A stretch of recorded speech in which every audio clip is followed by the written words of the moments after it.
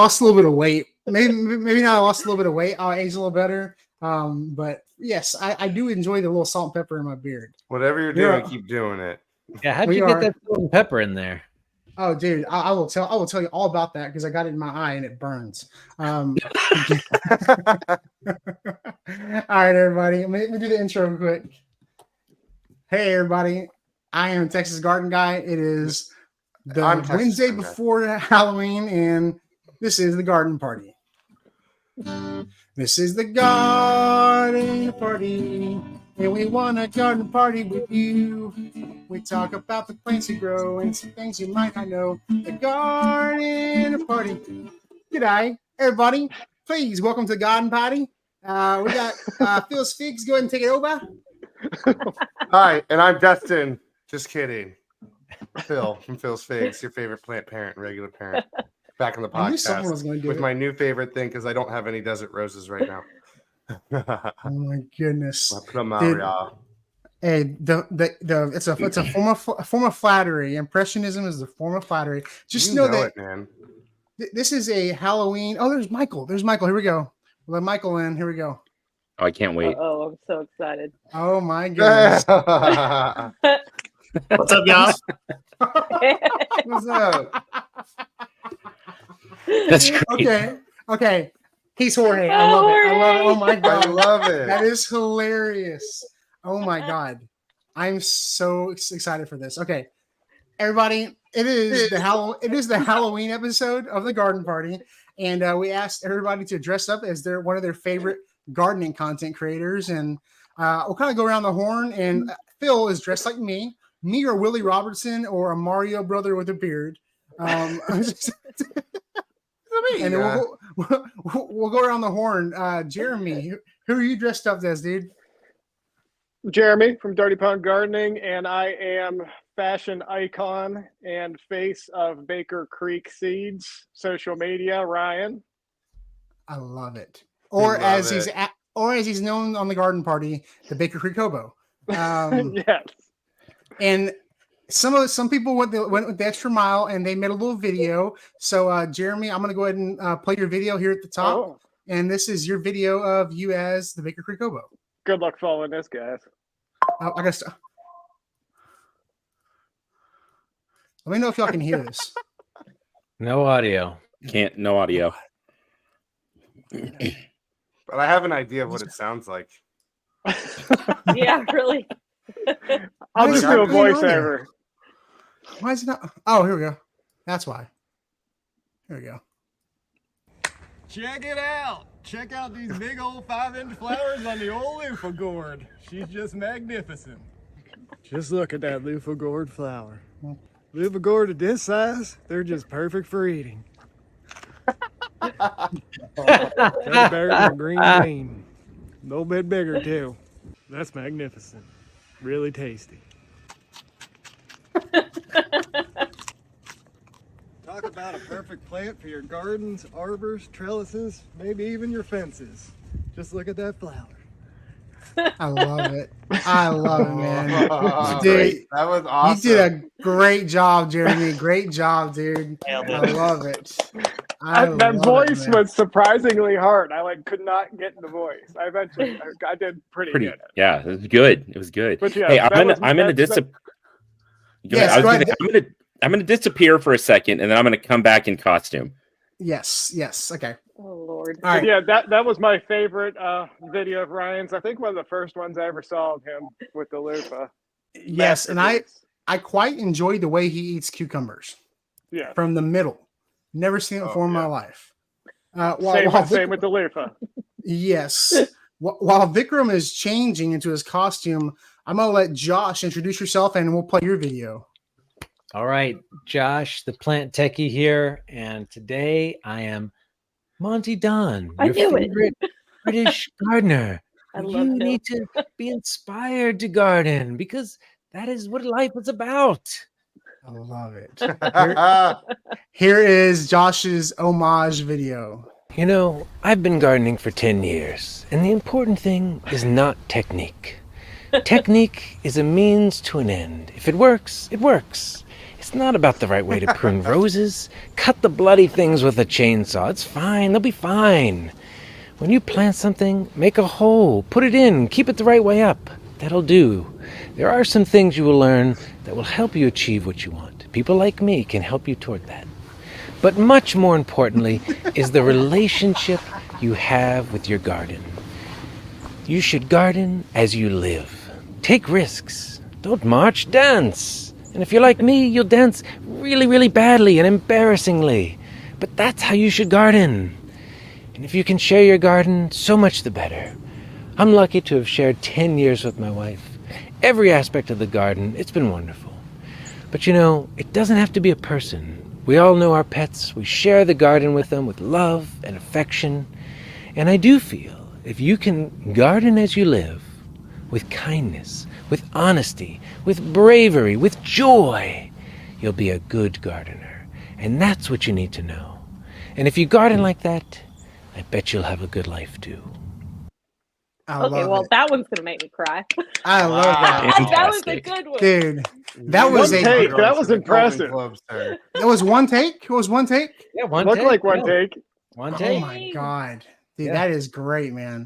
Word for word from his speech. Dude, great job. Oh, here we go. Vikram, who are you, Vikram? I'm Des and her squirrel.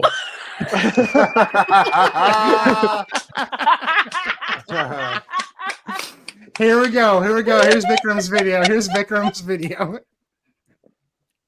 Oh, hold on a second. On the volume.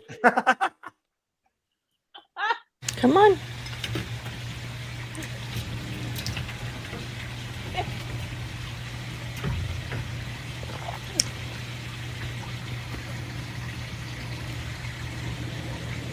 Just two girls out here enjoying our breakfast.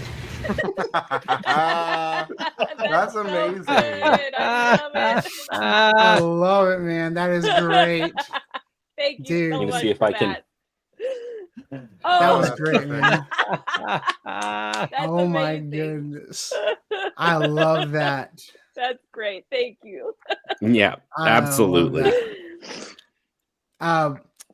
Real quick, Michael Fiore, who are you, man? Who are you and who are you today? Oh, right here.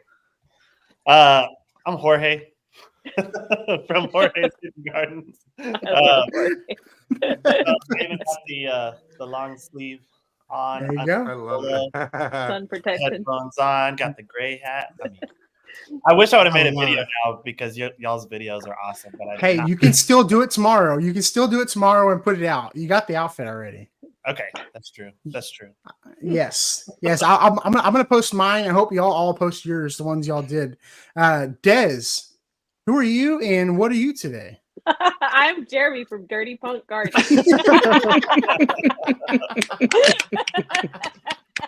So good. That is a great costume. Show us the braids. Show us the braids. Oh yeah, Braids I got are my braids. epic. That's on point. Yes. Heck Yes. yeah. Got this going on. Got my Look at the sleeves sleeves. super tatted up right now. Goatee. Can't miss Oh my that. goodness. Need the I neck love tat. it. I know. I I love it. actually was going to put a neck tat right here, but I ran out of time. I seriously am not lying. Oh my goodness. I That would've been love epic. that. I freaking love that. I feel Well- like somebody we had to dress up like Jared. This was his idea. Yes. I'm just happy. I was happy it was Phil So that funny. dressed like me because he's the nicest person I know. So if somebody's gonna dress like me, you could find way worse things to dress as me as. So thank you I very know, much, dude, Phil. look. I appreciate that. I got my Magellan There you shirt go. on. Are you wearing flip I flops? love it. Oh Or my Hey Dude. goodness. No, I'm in bare feet. Oh, I that's just even I better. couldn't find my German Shepherd that I For some rented. reason, the Dallas Cowboys. Though. You need some sunglasses. Come on. Oh My my No, dude, Dallas he's- Cowboys. Is He's got telling the it look at the further. shades. Look, I almost matched. And these are my blue light sunglasses. These are my blue light love it. glasses. Well, I don't know if I went as far as everybody else, but I am Mike from Self-Sufficient Me. I love it. And this is my video. Hey, it's me, Mark from Self-Sufficient Me. and today we're going to talk about the benefits of burying your food scraps in raised bed gardens. Let's get into it. Just be careful when planting food scraps in the garden, because you may attract vicious dingoes. We might have a mob of kangaroos on your hand. Oi, we got a feisty bug on our hands, eh?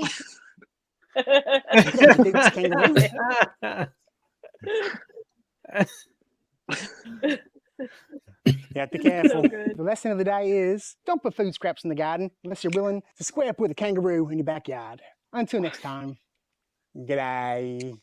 G'day. G'day. It's me, Mark, from Selfish and Me. G'day. It's Mark from Selfish and Me. G'day. It's me, Mark, from Selfish and Me. Oh, g'day. It's me, Mark, from Selfish and Me. I come from the land down under. Make thunder. Could you hear that thunder? Oh, you better run. You better take cover. I come from the land down under. I really got into it on this one. Make thunder. Oi, oi, oi, oi, oi. Let's get into it. Let's get into it. I love the didgeridoo like sound that you attempted to make. Ow. That was a lot of fun. I did a bunch. It is hard. It's hard to do accents, man. And I was trying to not go. I was trying not to go too Crocodile Hunter or too Russell Crowe, but he kind of looks like Russell Crowe. So like I don't know. I kind of went a little Russell Crowe on it, but it was a lot of fun. I kept going straight to Matthew McConaughey and Dazed and Confused. Dude, that's it right there, though. I mean, that's pretty accurate. That was the best dog acting since Airbud.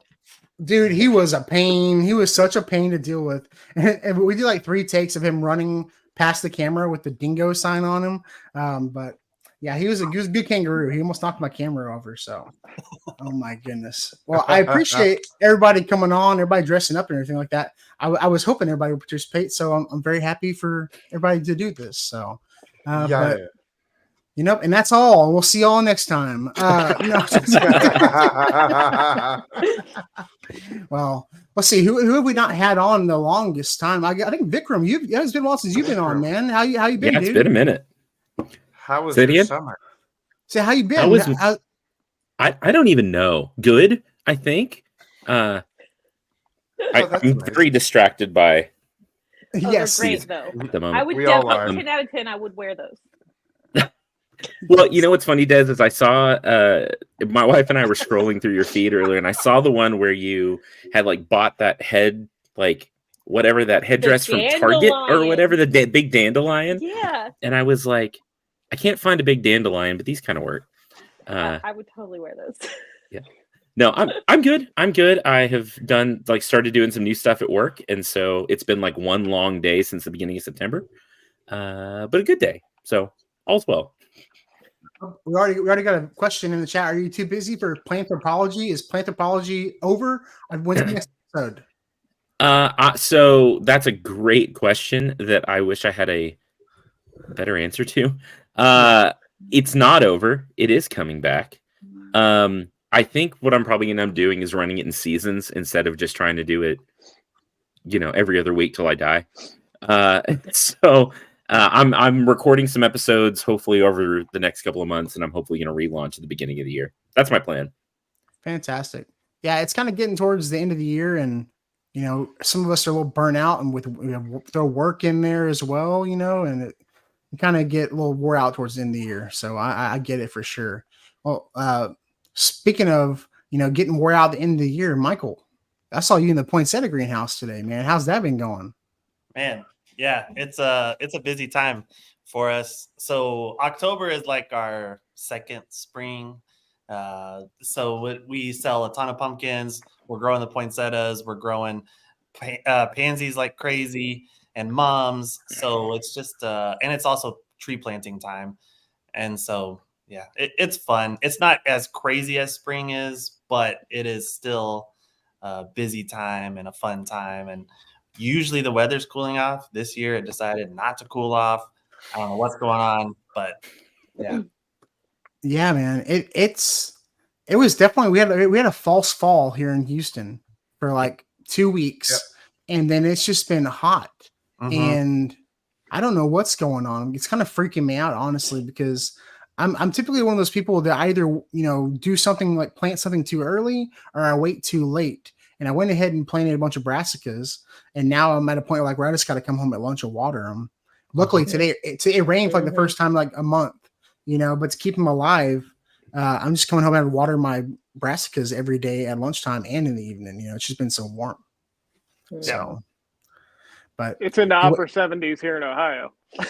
Yeah. I haven't even planted my garlic yet. Oh my god. Oh wow. In Ohio. It's been so warm. It's just been like springtime. It freaks me. It's freaking me out because it shouldn't be this warm still. We had like a week or two in September, but like other than that, it's been like mid 80s and a heat index of like 90. Like it was on Sunday when I was planting onions, it was like a heat index of 92. And I was like, it is so hot. Like it's in the 70s at night here. Oh, at night. Wow, really? Yeah, we were in the hot tub last night. It was 72 degrees out. Wow. Dang. It's like 50s in the Carolinas. Jeez. Yeah, it's like 50s. It's like we're kind of having a normal fall. It was extra cold, and then it got back to like normal temps here on the coast. I went surfing, and the water was still like 69 at lunch, but I was apprehensive about moving some of my stuff around. But it's actually kind of great weather for like, I just got some persimmon trees I'm putting in, and I got another pineapple guava. Actually, dude, Josh, you pumped out an awesome pineapple guava video. I actually brought one today just because y'all. I have one on the camera.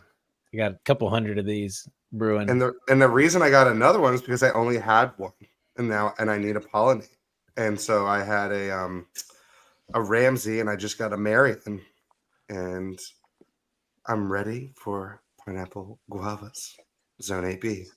So it's with the pineapple guavas. It's not necessarily that you need two plants. You need two separate varieties, right? Or two non-clone plants. Genetically different is the key. Although there are 25% of varieties that are self-fertile, I'd say it's safe bet to get two different types. Yeah. And there was like a huge, like, extensive breeding program in New Zealand, I think. And they have these like, you can't propagate those ones. Those ones are trademarked. Yeah. You can propagate them. You just can't sell them. Can't sell them. You can propagate them for yourself. You just can't propagate them and sell them. I learned that the hard way. My wife just saw Des dressed. Yes. I realized, I was like, oh crap, I forgot. I mean, this is totally a Dr. Pepper, not gonna lie. I'm not opening it. Oh my goodness. Oh my goodness. Persimmons. Josh, you're the persimmon guy, man. What's I saw, what is the one you had, Phil? Was it a Fujiyama or what was the variety? I have a Giambo that I got from the Millennial Gardener, and he grafted onto something, and it gave me a massive fruit. And apparently they're all massive like that, those Giambos, but they're astringent, so I have to wait till they get nice and soft and tomatoey. But then I also just picked up a Fuyu and a Giro non-astringent varieties. And then Figget Family Nurseries, Alex Grossman, he gave me two American persimmon varieties that I'm going to have to grow in my thicket because they're going to get like 40 feet tall. But they get big. They get really big, right? Yeah, and those are astringent as well. So I got a nice variety pack out in my Phil's Food Forest. I'm jealous. Nice. All Phil's PH. Food Forest. Phil's Food Forest. PHOOD. That's food. PHOREST eat your food. For anybody that needs spelling. Yeah, that one looked huge, Phil. That was a nice variety.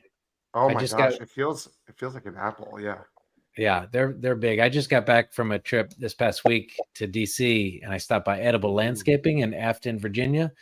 They have the most fruit trees on the East Coast, and I'm telling you, everything you can imagine. It's like Candyland for fruit tree growers. So I went there and met with the owner, and he's got 25 different Asian varieties, all different types. So I picked up a couple more to add to the collection. But huge. I don't even know if I can pronounce it. Ichikikijiro, I think is what it is. That sounded pretty good.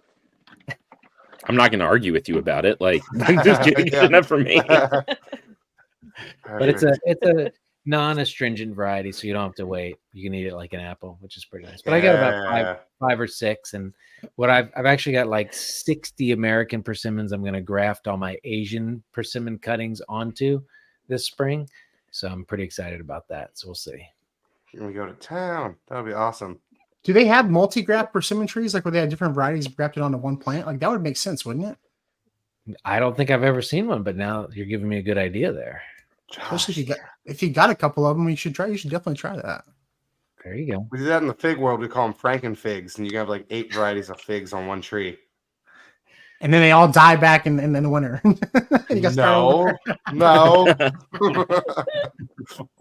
No. I had a little red ruby fig tree, and it was like a smaller fig tree, and I thought about doing that, like grafting a bunch of like different varieties onto it, but just they're so easy to grow. You can just have 18 trees instead of 18 on one tree. They're so easy. I guess it's space consuming. So, but I do have a Franken citrus though, which has 11 different varieties on. That's cool. So that's insane. Yeah, I actually had my master gardeners class out today because I'm wrapping up my master gardeners degree. I don't know if you would count that. Des, you're already there. You're like, you're the master. Good job. But anyway, they all came out today. Is the real one. He's this level. He's like prof level. But yeah, they all came out today and looked at my Franken tree. It was pretty fun. This is like 11 different citrus, and every year I graft like 3 or 4 more onto this trifoliate orange and just keep building it. It's really fun. That's awesome. That's awesome. You know, Josh, you could also totally be Bob Ross. The sound of your voice, the hair, everything. A happy little persimmon. That's what Do you have a baby squirrel in your pocket? No. Are you just happy to see me?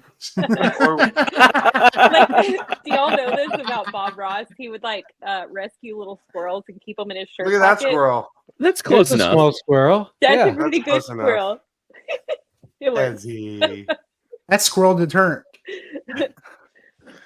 Oh my goodness.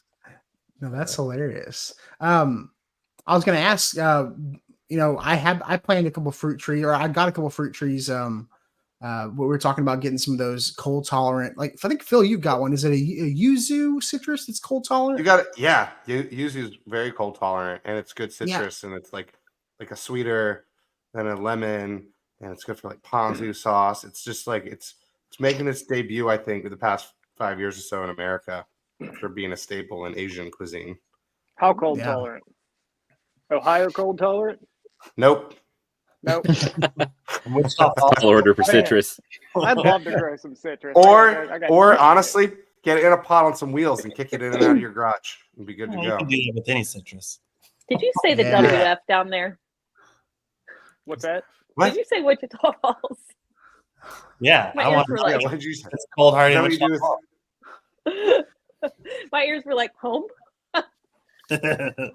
Yeah, it's weird because a lot of like even the frost tolerant, like the frost varieties of citrus they sell down here, they say they're cold tolerant down to like 10 degrees. That doesn't mean like if you're going to grow them in a container. That means like if they're in the ground with established roots, they can be tolerant down to 10 degrees. In a pot, it's just a whole different level with the wind chill and everything like that.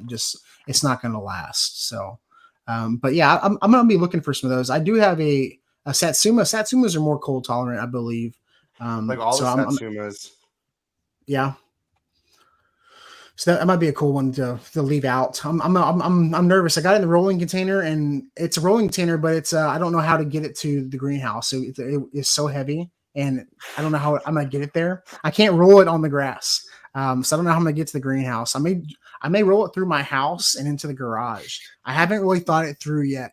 So yeah, I think you go with that plan. Yeah. So yeah, if you've seen Rosemary Grows, she has videos. She grows citrus, and she grows them in them gorilla carts, the wheeled gorilla carts, and just wheels them in and out of the garage. Smart. That's what I do every year. I've got about 20. Actually, you know what? Oh no, she grows them in the gorilla carts. Like the gorilla cart is. Yeah. Like that's her planter. Yeah. Like Oh, Jeremy, wow. I think you could get away with like a flying dragon or a trifoliate if you wanted to go for just growing that. And I think they're almost like deciduous in a lot of ways. Like they'll defoliate and then they'll come back. But they are thorny as can be. We have some trifoliate oranges at our arboretum here that have been there for 20 years. I mean, they're cold hardy enough to take. We're zone 7-ish, but we've gotten down to like -3 Fahrenheit the past couple of years, and they're still kicking. Really? Yeah, they're a little bit protected as well. But what's that, Michael? My citrus goes in the greenhouse. There's a trifoliate at the Dallas Arboretum that's been there a long time as well. Wow. Yeah, they're shockingly tough. I have an Awari Satsuma in the ground here, and I do the incandescent lights, and I wrap it, and then I cover it in a frost cloth thing. But it did fine. It survived 18, which is pretty cool. My other citrus are still in containers as I decide, but I have a Brown Select Satsuma, and I have a Kimbrough Satsuma, and they're both originated from not originated from him, but Stan McKenzie in South Carolina specializes in hardy citrus, and cool.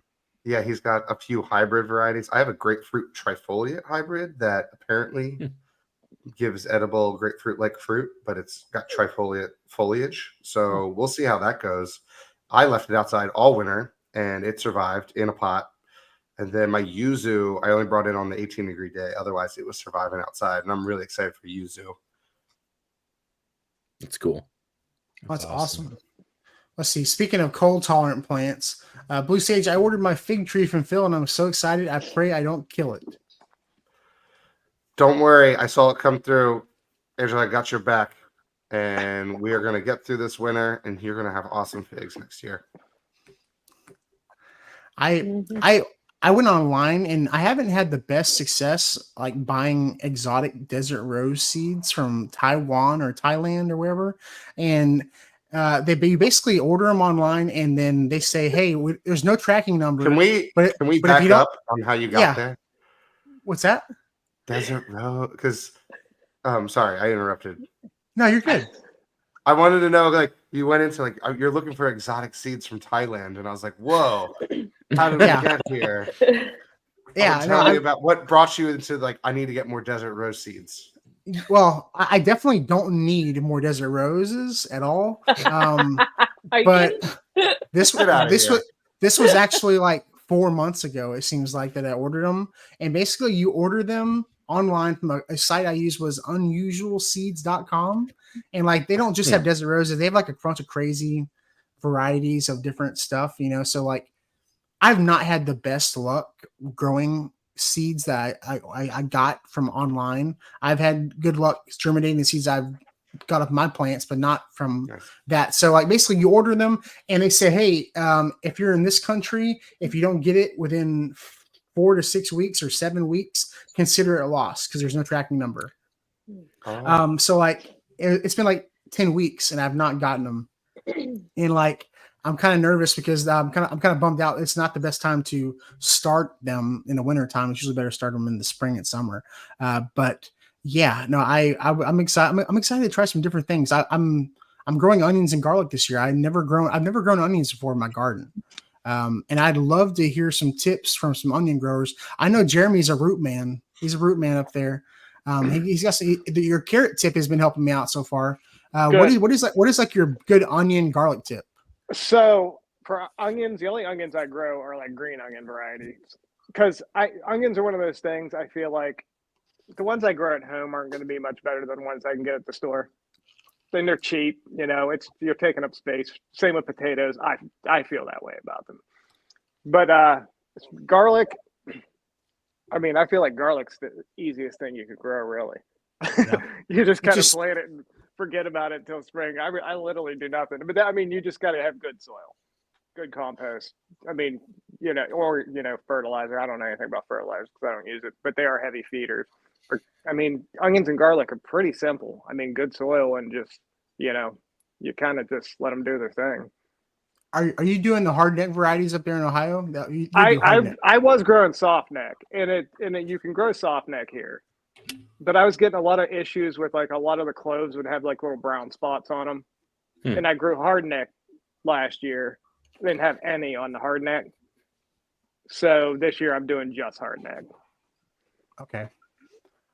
I'm doing a hybrid. I'm doing 7 different varieties of garlic, including elephant garlic, which is apparently not actually garlic. Apparently it's a leek or something they were saying. I don't know. But 2 out of the 7 are hard neck. And I thought that hard neck had to do with like cold temperatures, but apparently it has to do with like short day and long day, right? Short day and long day, like the amount of sunlight. Is that what it is? What are y'all laughing at? You laughing at me? I'm just laughing. No, I'm laughing at Vikram readjusting the squirrel. I actually he laughed keeps at bobbling Vikram his head. He won't like. He is she doesn't want to stay still. He is, and I love it.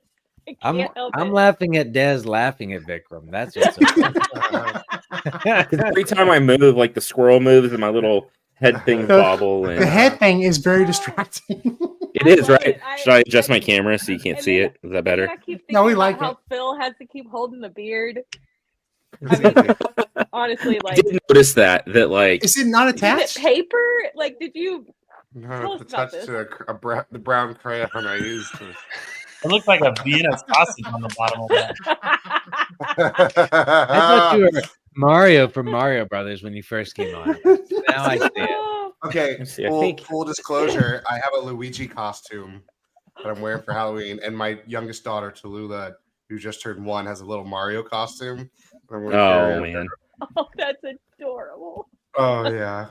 And my son got a Donkey Kong costume, but he decided to be Batman instead. So we also have a Batman costume. Always be Batman if you have the choice. Like 100%. That's just like it's like a rule. Oh, I'm not wearing hockey pads. I think it just looks red because of the black ink. It looks purple to me. It looks red to me. Red. Is the dress gold? What color is that?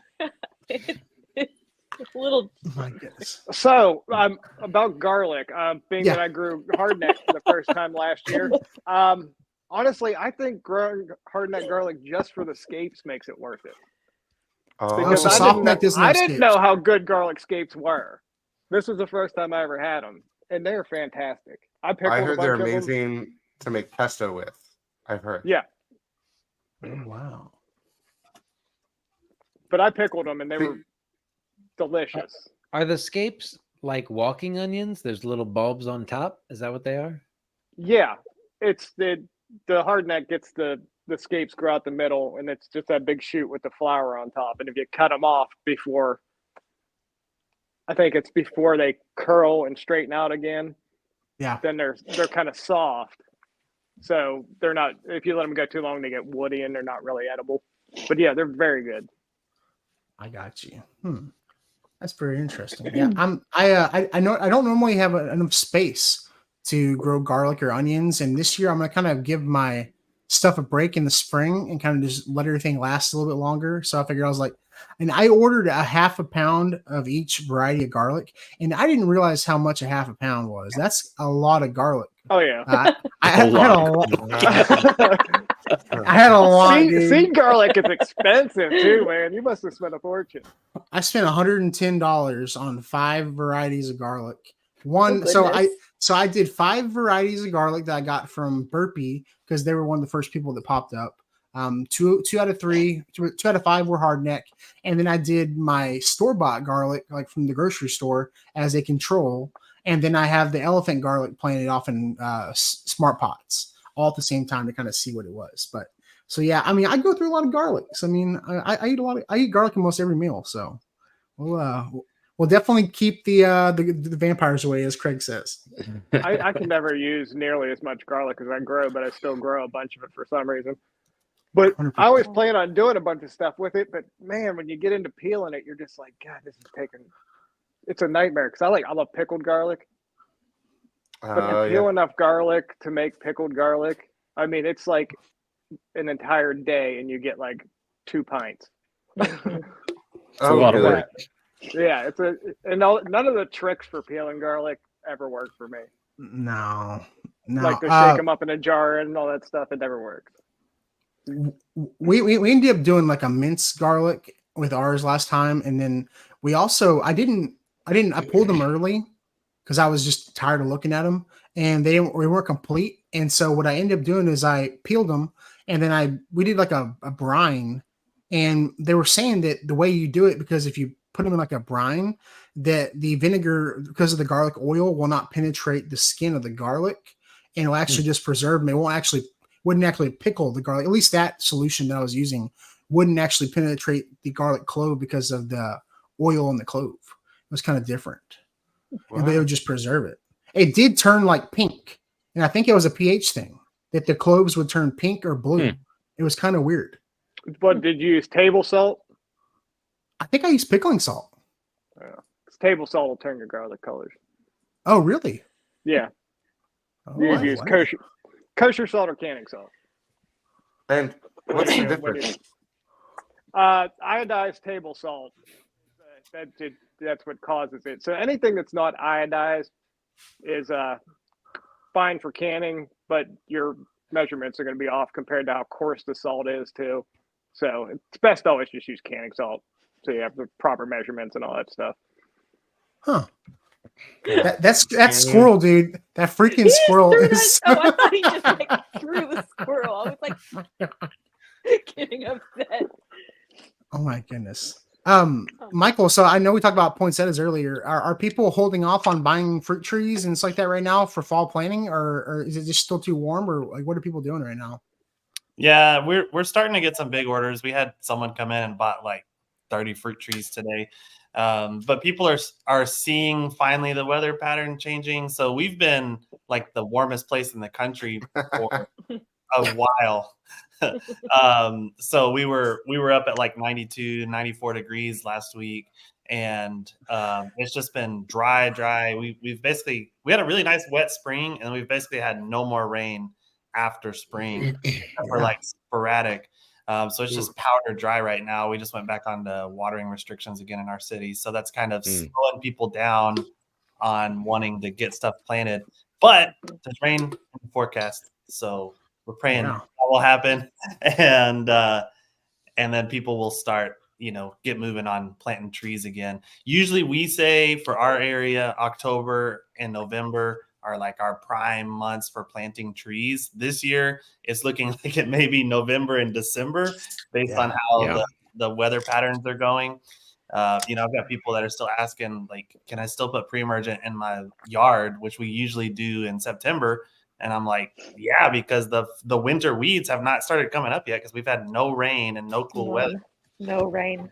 You might as well put the pre-emergent out now. So bad down here. Yeah, we've been very dry here too this year.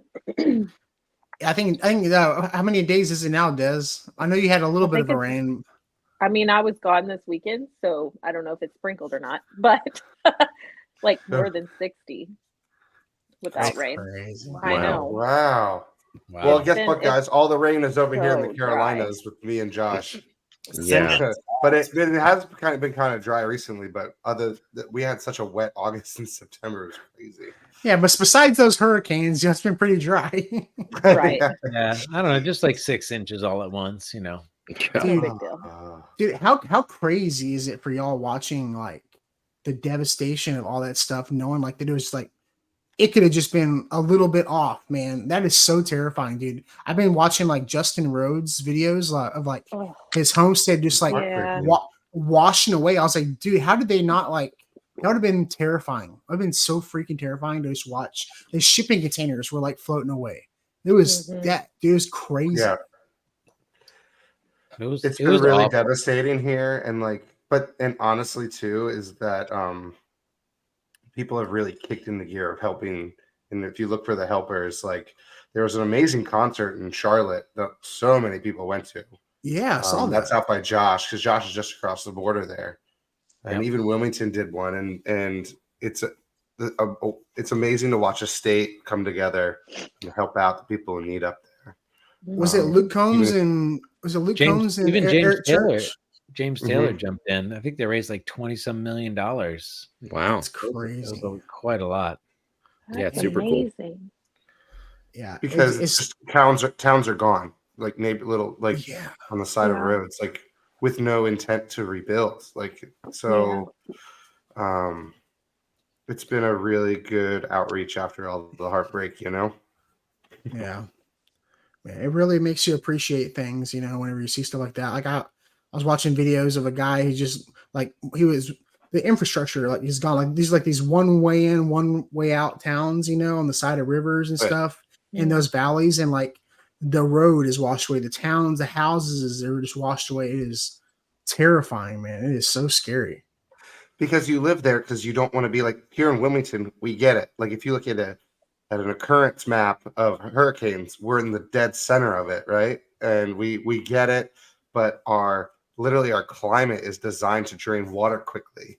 Where there you would go there to not have to ever deal with a hurricane, and unfortunately the opposite happens. And so it's just even the natural climate is not designed for it. Yeah. Oh, and the problem is everybody lives in the valley. So if you think about how mountains would drain water, it all drains water by where everybody lives. Right. So, and they never would expect a flood. So nobody's got flood insurance. That's the sad part. Oh, God. It's so crazy, man. It's wild.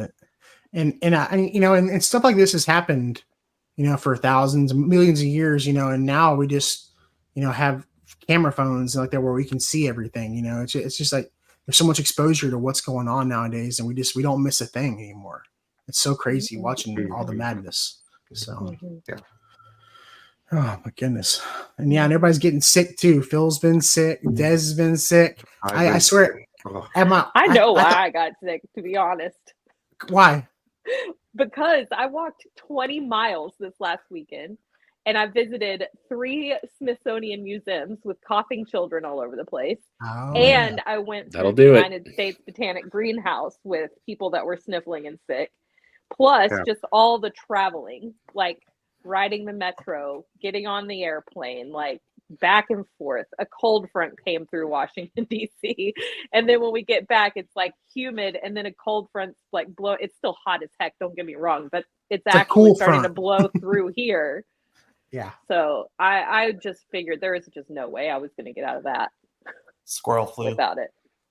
Squirrel flu. I know. Yeah, really. My squirrel is being so standoffish right now. I don't know. She's got babies. You don't want to get sick? Well, just in general, she's just, I think whenever she has a baby, she's just like, I don't know.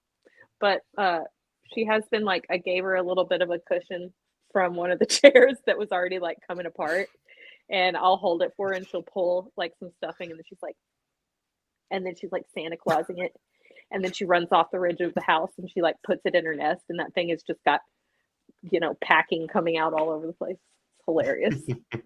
My squirrel also has been acting up. Oh man. The whole episode. Won't stay put. I know. I do want to say that the United States Botanical Greenhouse was really cool. It would have been really cool if I could have seen like quirks flower blooming, but it's not the season for it anyway.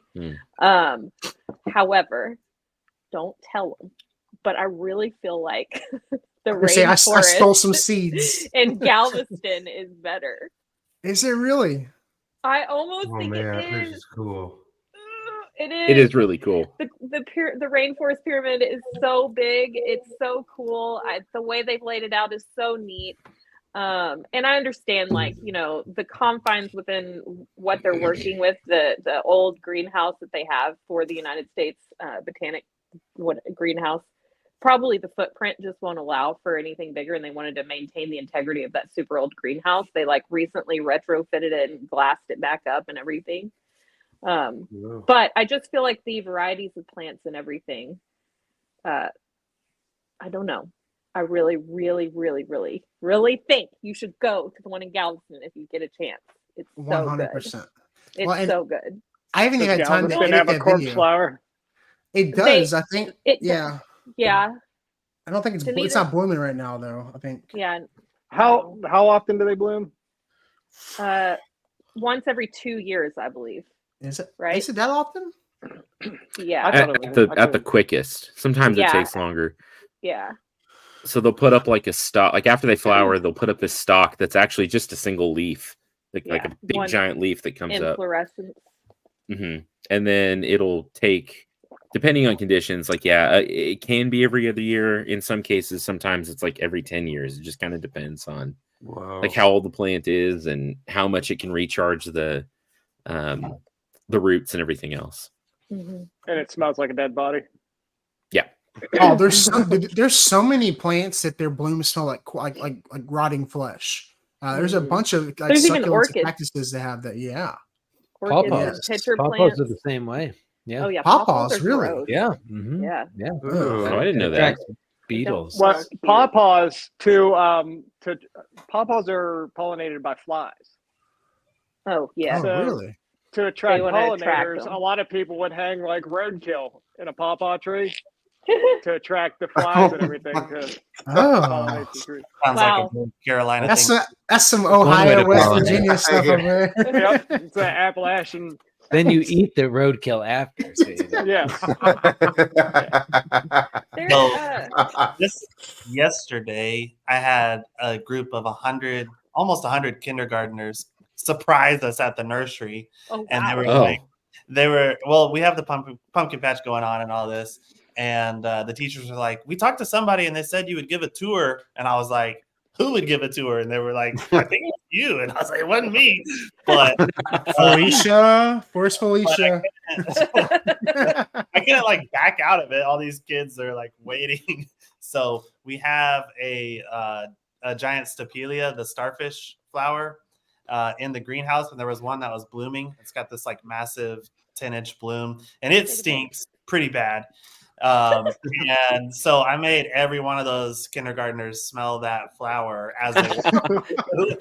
Like, oh gosh. They're like, it smells like garbage. And then I got to explain to them that it attracts flies to pollinate it. And they had no idea what I was talking about with pollination and all that. But they will remember that stinky flower and this guy that made them smell it for the rest of their lives. Yeah, core memory unlocked. Oh my gosh. I was watching the.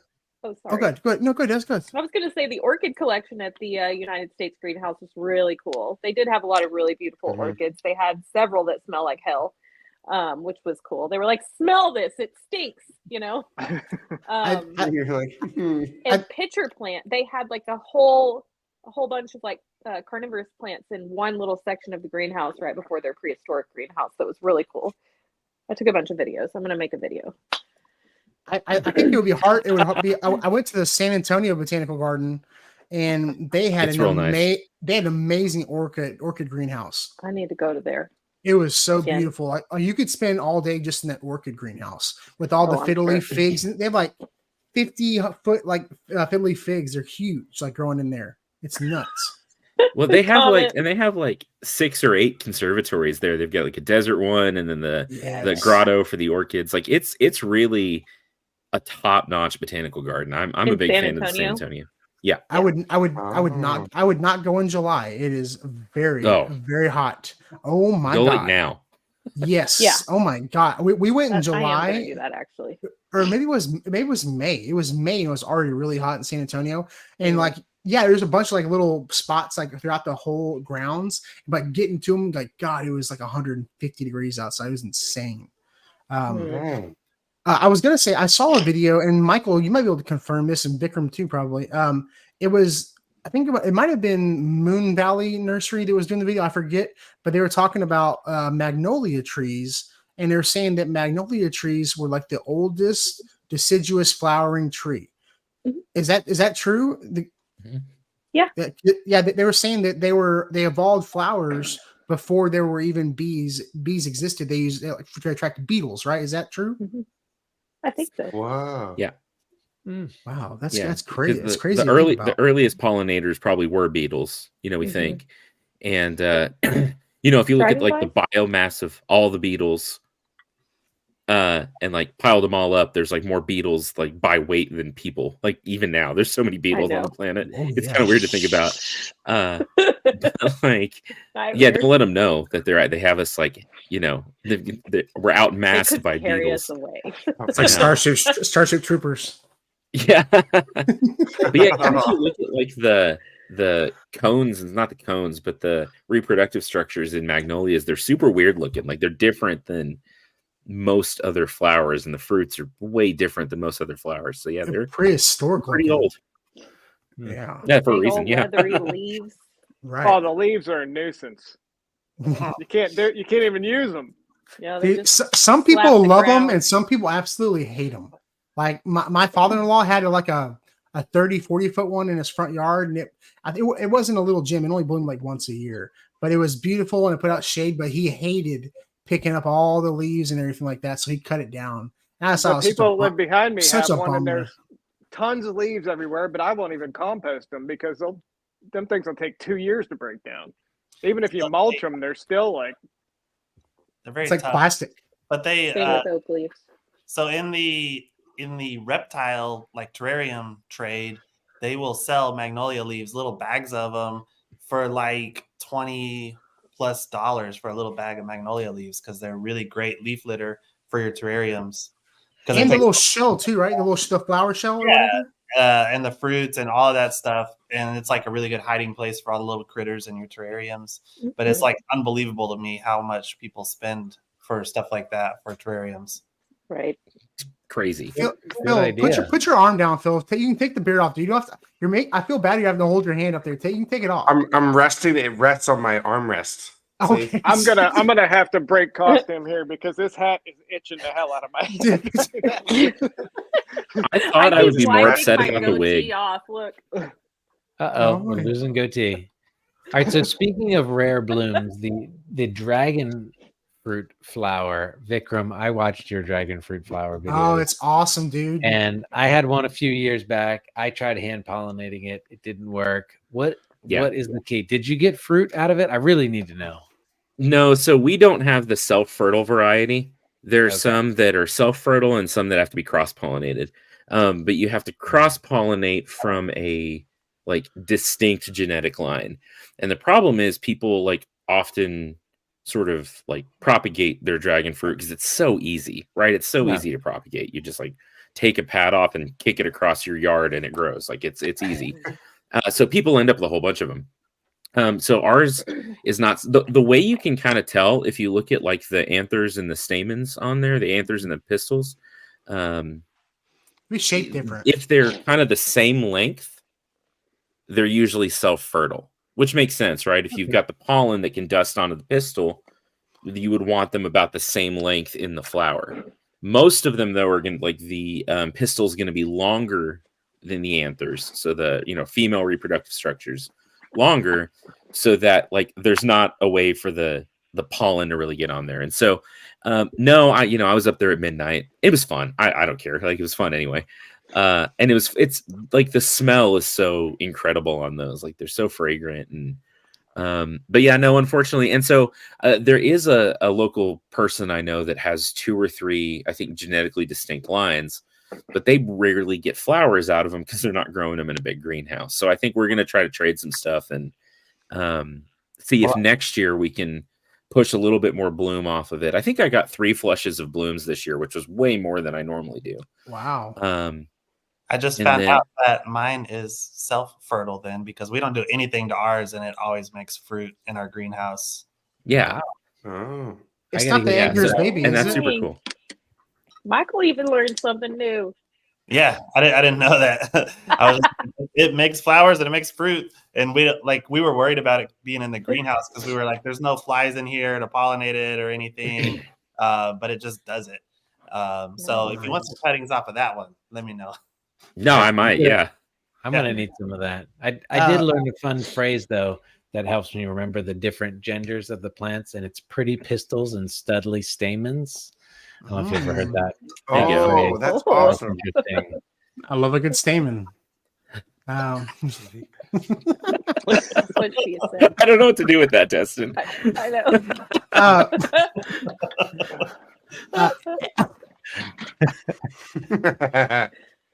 Epic Gardening got me in a dragon fruit. There can only be one Jeremy on this. Oh, nice. I'm gonna keep my red blouse on. Okay, well. At least mine's braided. Do you know what I found out? Women's shirts button from the wrong side. The opposite side. Yeah, that's I put this on and I was like, what the hell is happening here? It was impossible. Wish had to button it for me. I couldn't make it work. I'll keep the earrings. I kind of like it. Dude. I mean, you're in college. You can do stuff like that. You're good. You can wear those all the time. You have to be right in. Cred with the kids. By the way, I'm definitely tomorrow's Halloween and I've got lecture, and so I'm definitely dressing up as a cactus. Yeah, my ears are not. They're just taped on. My ears are not pierced. They're my wife's. I was like, I got home from. Okay, I want to run you through like what my day looked like because I needed a wig. I had to go get a wig. Oh, sorry. And I understand that your hair does not look like this, but the wig on the box looked more like your hair than this one did. It's got very strong Pippi Longstocking vibes, but it's fine. Yeah, no, it's a little upsetting, I know. And Alana, my wife, bought me this squirrel puppet today. She was like, yeah, I'm going to be at the Science Museum anyway. I'll buy you a squirrel puppet, which is, those are the conversations we have. And then I got home and I was like, okay, can I borrow your earrings? And the funny thing is she doesn't even bat an eye at this stuff anymore. She's just like, yeah, okay, whatever. I don't care. Do what you want. I love it. Of course. I only got dressed as Jeremy about 5 or 8 minutes before you saw me because I've been waiting on these tattoo sleeves and they were still not here.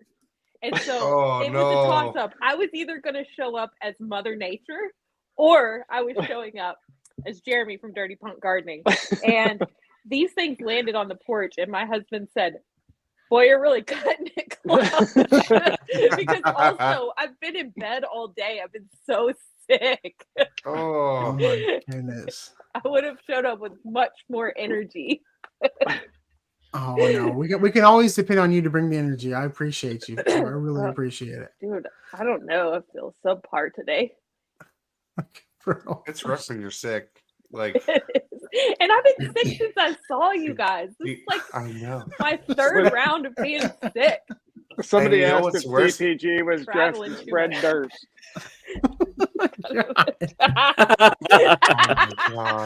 Oh my goodness. Dude, Phil's dressed as Fred Durst. Yes. No, Phil looks like he works at Best Buy. I look like I'm a full stack web developer right now. He actually looks like he's about to do some. He's about to do. I like that look, plumbing. Phil. Thanks. I might Let me switch see to if I this. can. Let me see if I can match your style there. Oh, I like that. If you put the blazer back on, if it was corduroy, I would have said you had a little Kramer look. My shirt is actually corduroy. Is it really? Oh. My shirt is an Alice Cooper shirt that I got from his This concert thing was like high fashion at one point. So, Phil, I thought about God bless Craig. thought about starting an alternate personality since I shaved for this as Professor Plum, but it's a little too close to the plant prof. It's too close. But I think you just need to get a paintbrush. In every video, you're like holding like a candlestick, or you're holding like something that was a weapon in Clue. Vikram's like, lead the professoring to me, okay? That's my area. Professor. No, I'm tired. I'm busy. We need more of me. Let's do that. We had. We had a Vikram. We had a program. It's mostly you don't sleep, and you drink more than you should, and then you just deal with stuff. That's like I said, I'm making it up as I go. I have no idea what's going on. I'm wearing earrings right now. I don't know what's going on. You look fantastic. You look fantastic. Thanks. Radiant. We had we had an event today called Ag in the Bag, where we bring like fourth graders out and teach them about like agriculture. And we talk about like food supply and talk about like, where their food comes from. They have this big like statue of a cow that's called sirloin, and it has like all the different cuts of meat on it. And so I spent my day with 250 fourth graders. And so this is very much, this is a good representation of how I feel. Worse day. I can't imagine a worse day than what you're describing. No, they had fun. They got to do stuff. I'm sure they had fun. I don't think it was very fun for you. On our end. Oh, yes. Yes, agreed. Oh, man. We used to drive past there's an ag extension barn where the Kimberly, who does the Missouri County Ag Extension, my dad used to drive us past there and say there was a cow out there that had part of its skin removed and had a piece of plexiglass so you could see like where all of the like organs, like how it like processed like all the food through all the stomachs.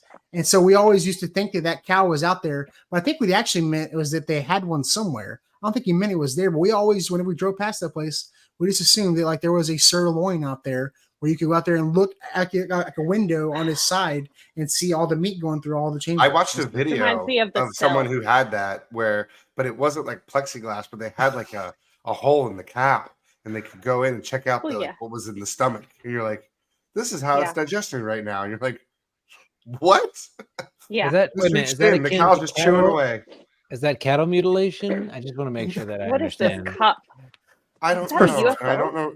That's Professor. It, but I said I want to believe. I like it. You can go check it out on the internet. I'm sure it's up in that place. I have seen that. I have seen that. Yeah, I have seen. Okay, cool. Yeah, where they pull out, they see what it's like, how it's digesting or whatever. If they got a clogged chamber, because it's like a common misconception that a cow has like 4 stomachs. It's 4 chambers to its stomach or something like that, right? I don't know. I think so. Yes. Any ag students in the building? I've been not really that kind. I do know holding out for our discussion on figs. So I do know it's a common thing where they get overly bloated in their belly, and they do literally have to put like a cannula or something. They like shove it in there and deflate them like a balloon. I saw that on Yellowstone though when they ate too much clover. I just Yeah. saw it somewhere on my Texanness.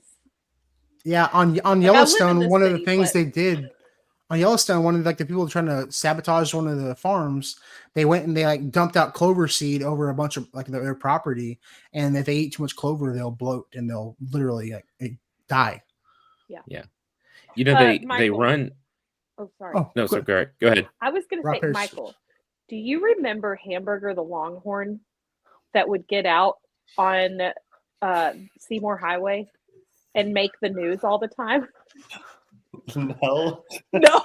I wish I did. It sounds awesome. I'm sure that you can find some Times Record News articles about this, but there was this Longhorn named Hamburger, and he would get out and stop traffic on this one little highway that goes like to the, what is that, the north side of town, northeast. Seymour Highway, that's my hood.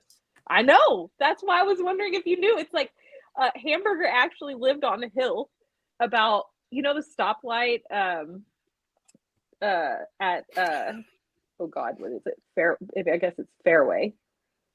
Yeah. Fairway and anyway, Hamburger lived just like up the way past the car wash on a hill, and he would always get out.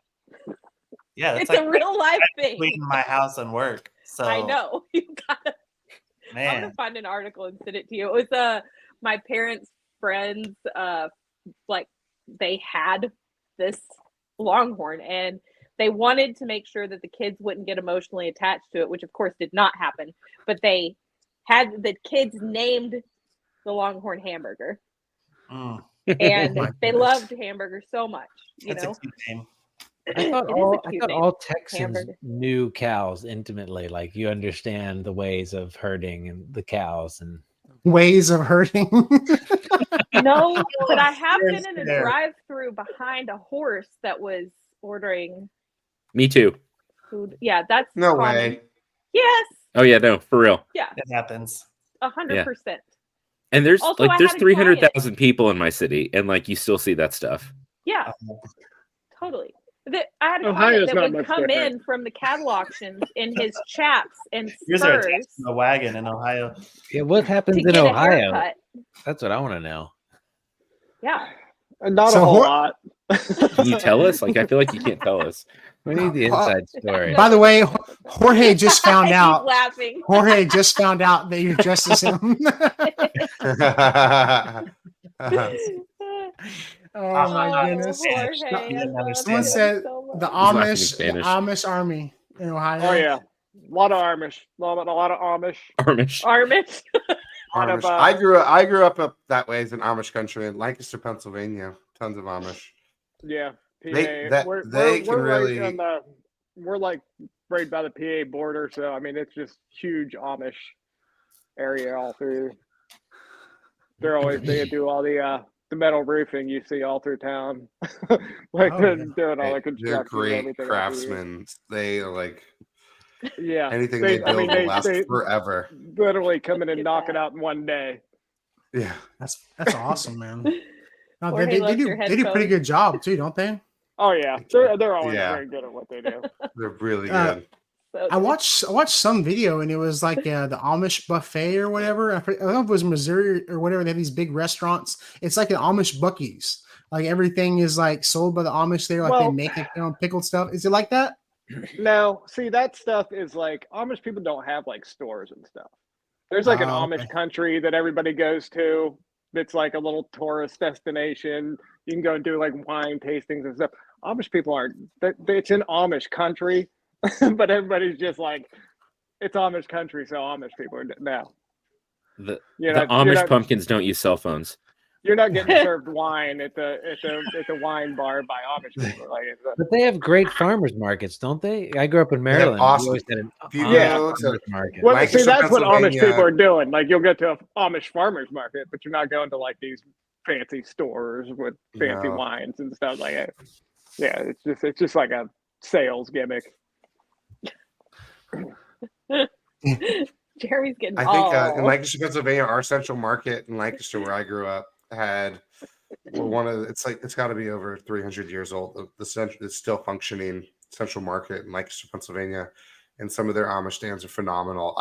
There's a place that does beef, and they have some of the best beef jerky I've ever had, and it's right there. And they also are really good at donuts and this thing called Fosnuts, and they're bigger than a donut, but they don't have a hole. And oh my god, it's so good. Anyway. You don't have a hole? The Fosnuts don't. Donuts do. Fosnuts don't. Really? Dustin's mind just got blown. That's very interesting. Yeah, you want to know what goes on? It goes on in Ohio. Amish country is a big thing. People love it. That's what people like in Ohio. I've been to it in Ohio. There's some pretty cool little towns up there. Yeah, there's a lot of cool like little like honestly I come think down to Cleveland town, everyone. West Virginia I think is honestly better than Ohio. Shipshewana? I've spent some time in West Virginia. I'm not sure about that. There's well, Mayflower is the satellite dish there in West Virginia. So if it wasn't for the Ohio River, I could walk to West Virginia in 15 minutes. Like we're that close. Like we're Ohio, West Virginia, PA. But yeah, like you go into like the mountains of West Virginia, it's super cool. I love it there. It's beautiful. We're in like the hasn't been gentrified yet. Yeah, everything has to an extent. Like even like the little middle of nowhere towns in West Virginia have like fancy breweries and stuff. But they're still pretty cool. Still got a small town feel to them. And not like a brewery. So bad. This whole podcast is just going to be me sniffling in the background. It's okay. You guys should have heard. You guys would not have been able to hear me 2 days ago because, like, and my kids do not care if you're sick or not. They're like, "Where's my pancake? I want a pancake right now."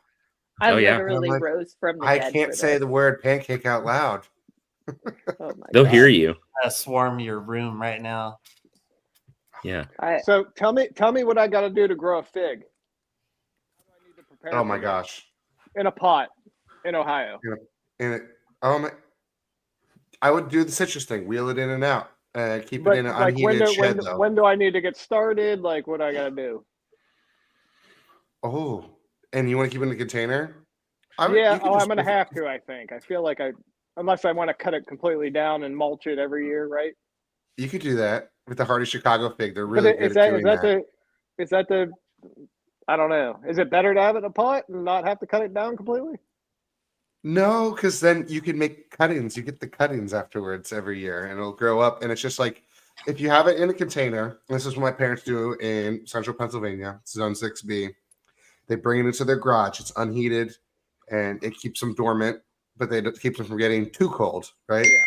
And in the spring, after the last freeze, or what my dad likes to wait for the onion snow, because that's his thing.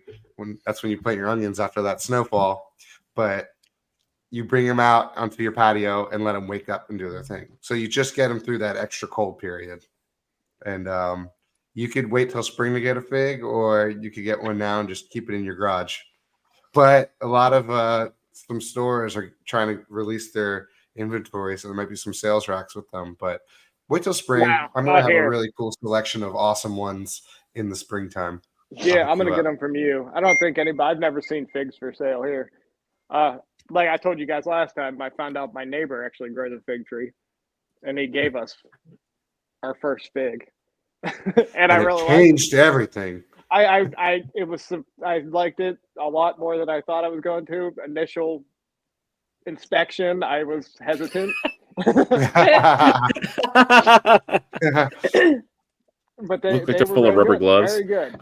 Like much sweeter than I was anticipating. Like, yeah, so I dig them. Right, it's way more sugary than everyone thinks when you have a ripe fig, and you're like, "Holy cow, that's sweet!"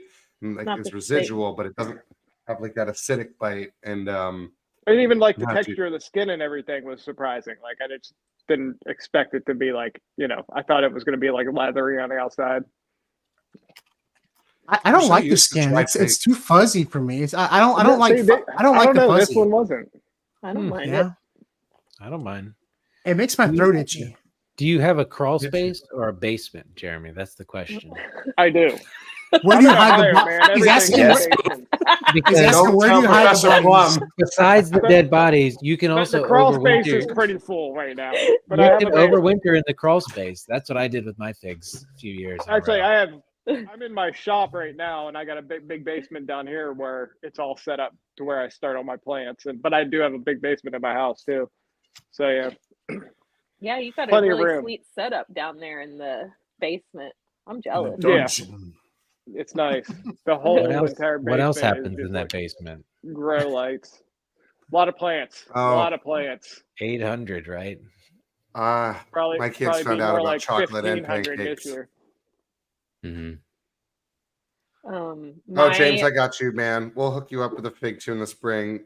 Because you keep them in pots, you can just get them in the spring and be happy. Oh, I love cats. Okay. That's a huge cat. That's a huge cat. We'll hook you up, Jeremy.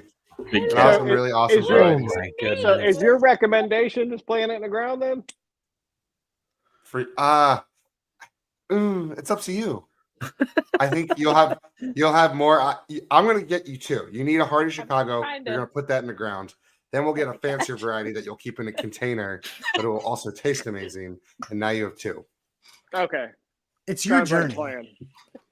What's the fancier variety though, Phil? What would you recommend? That's the question. I have to noodle on that one because I'm going to have like 30 to choose from.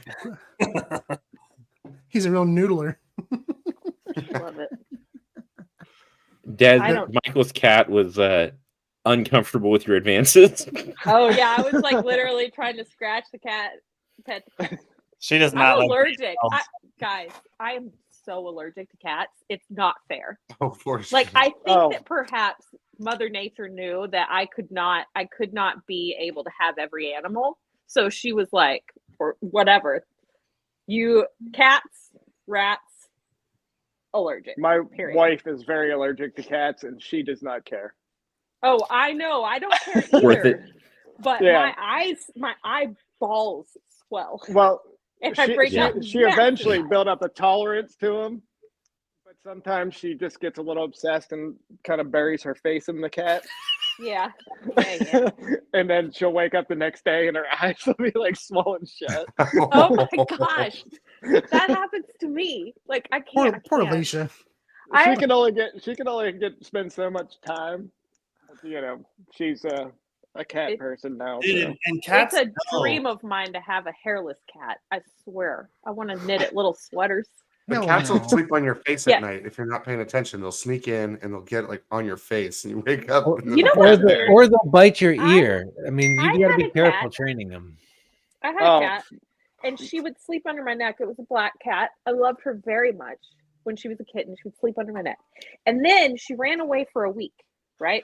And showed up under the hood of my grandfather's truck. He lived next door, and he brought her back. And suddenly, I was so allergic we couldn't keep the cat anymore. 1 week. It was so weird. Not over it. Oh. I mean, I'm in love with Maine Coons too. Don't get me started. Never mind. Let's change. I had a Maine Coon, and it was an outdoor. It was an outdoor Maine Coon. Cat. Have you seen the Norwegian forest cats? Oh yes, oh my God, I have. They're so beautiful. Norwegian. My wife only likes the expensive cats and dogs too. My wife only likes the expensive. My friend dropped a mortgage payment on a ragdoll cat, and they're so cute.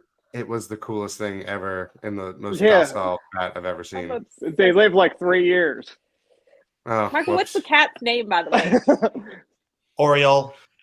Oh, so cute, Oriole. But we just how much she pay for the cat? She's free. I refuse to pay for a cat. They just show up for free. Both of ours. Lish. They come and they both of our cats came, decided they were going to live in the garden and never leave.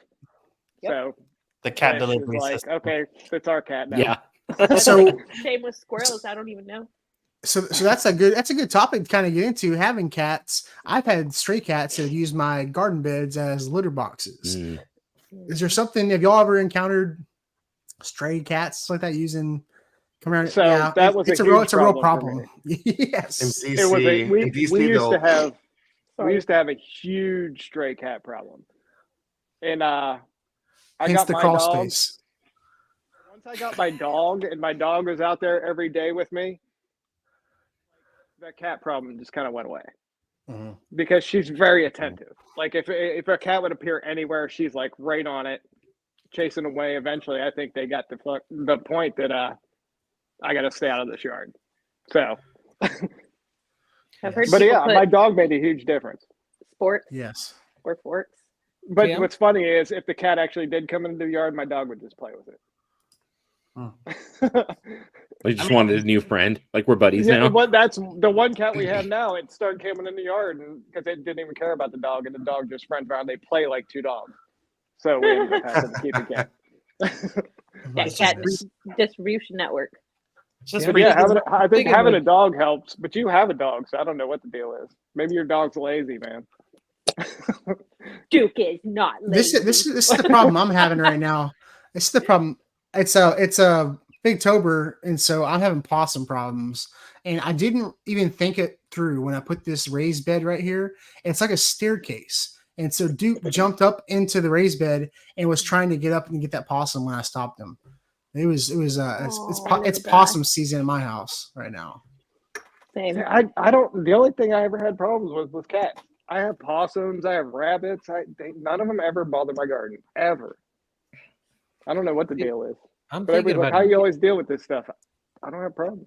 I'm thinking about getting cats to help with my squirrel problem because half my apples and pears got eaten by squirrels this year. Oh. So I've got 5 cats inside, but they're not outside.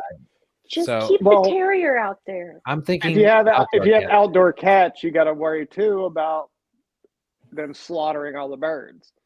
Yeah. Yeah. I mean, because they will. As long as they take out the squirrels too, I don't know. They kill everything, dude. Have y'all seen like an ecological disaster? Have you seen them in Australia? Like everything they introduce in Australia destroys Australia. Like if you look at like Australian hunting magazines, like literally it's dudes like with rifles holding cats up, like they hunted cats, and they call them scrub bulls. They're cows that get loose in the bush, and they just go wild. Like they literally hunt just feral cows in Australia. The camels. Have you seen them hunting the camels?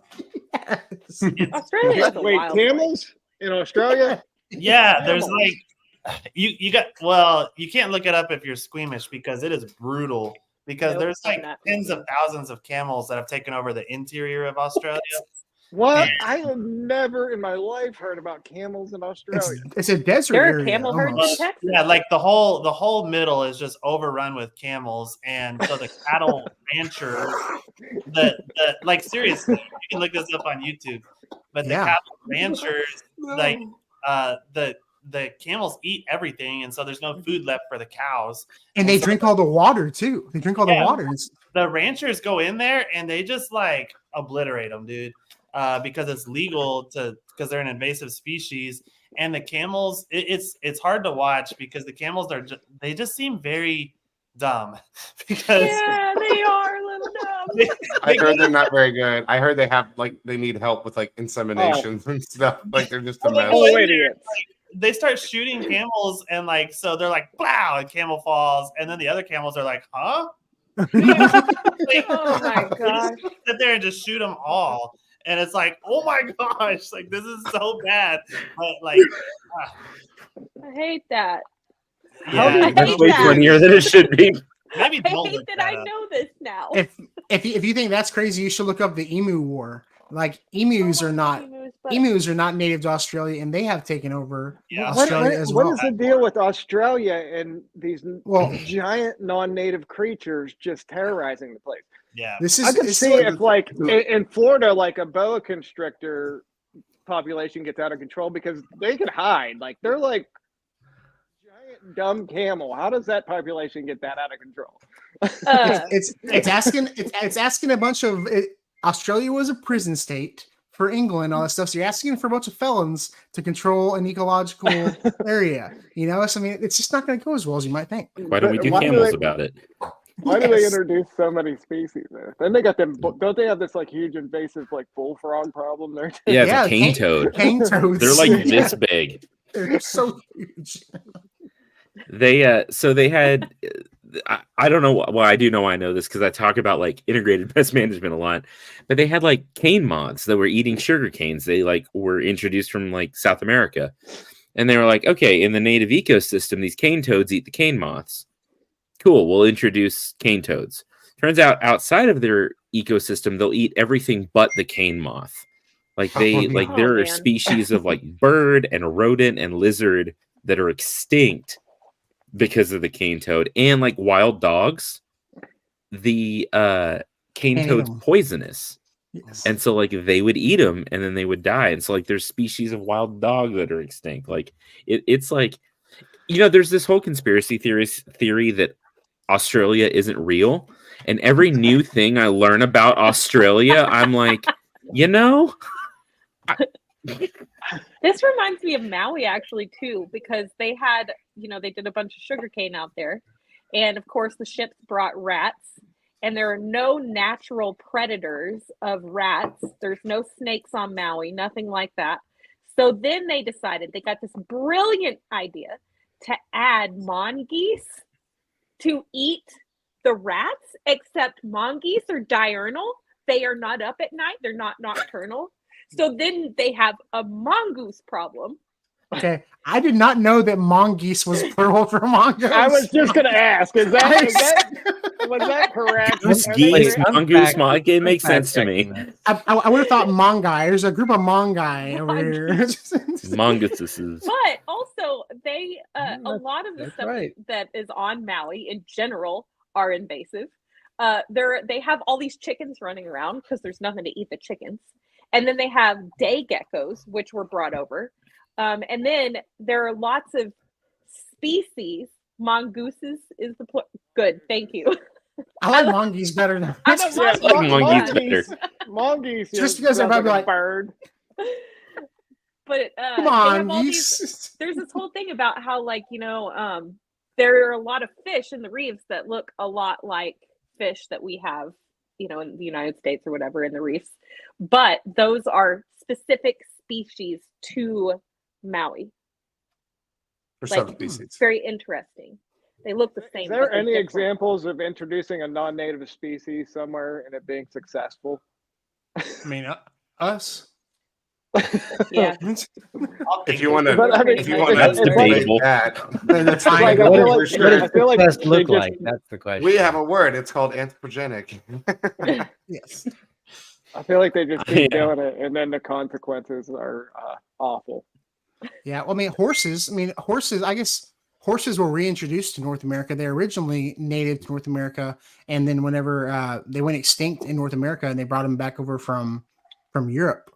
From Asia. You got to think way back in like the later Holocene, pre-glacial maximum, where you had like in the La Brea tar pits with the megafauna, right? Yeah. But there's a really depressing book called The Sixth Extinction that talks about this, and unfortunately, it talks about the first 5 major extinctions, and then the 6th one is obviously because of coming up influences. Pending. It's my favorite when Phil gets nerdy about dinosaurs. And like, status is loading. It's my favorite. With that plant in front of him, I'm taking him really seriously right now. Yeah. I feel like he's got. But let's talk about the La Brea tar pits and the megafauna.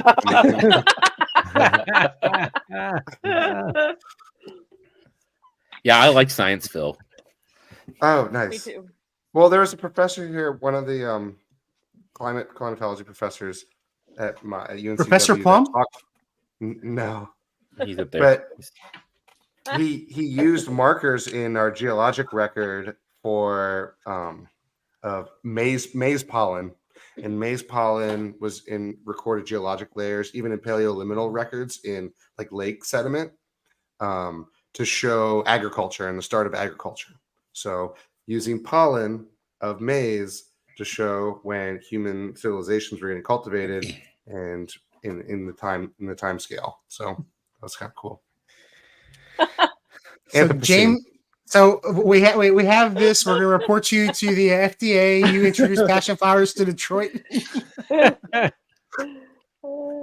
Oh my goodness! And so I didn't know this. So like, what is the bush like? Isn't there like another version of passion flower? It's like a tree or whatever. Like the didn't you say that's one you have? Like that's no, it's I invasive? have Passiflora incarnata. It's the most invasive one. Okay. And I'm dumb, and I planted a sprig of it, and then I realized I was like, oh, I'm so glad that didn't make it. And then we had snowpocalypse here in Texas, and suddenly it has come up literally everywhere. God. I mean, it climbs my vitex trees. It comes up in my neighbor's yard. It has made its way across my yard, and it comes up at the foundation of my house. It climbs my pergola. I pull it up from everywhere. It grows a million it raises so many butterflies. But don't do that. Don't plant that one. It's a good sleep aid, though. You can eat the leaves. I mean, it's very medicinal. And this, I believe my variety is also the fruit is edible. So not all passion fruit is edible, but I love it. And also, I know this is not my forever home. And somebody's going to have to put out a broad spectrum herbicide for this someday. They're going to be like, God. What am I doing? What is all this? Oh, God. I just need to interject. My wife just brought me a leaf. Like she walked in the room and brought me a leaf. And I just need you to see this leaf. Because look how happy he is. I don't know how well you can see that. Oh my God. This is the happiest leaf I've ever seen. I love that. That looks like. Are you guys familiar with the "Forever Alone" meme? Yes. That looks like. I don't even see it better on my shirt. See, there you go. He's smiling. Except he's smiling. Yeah. I'm keeping this. I don't know how to preserve this. I got to figure it. I'm going to cast it in like resin. Yeah, that could be it. Close the book. You can laminate it. You could do that. Put it in the book.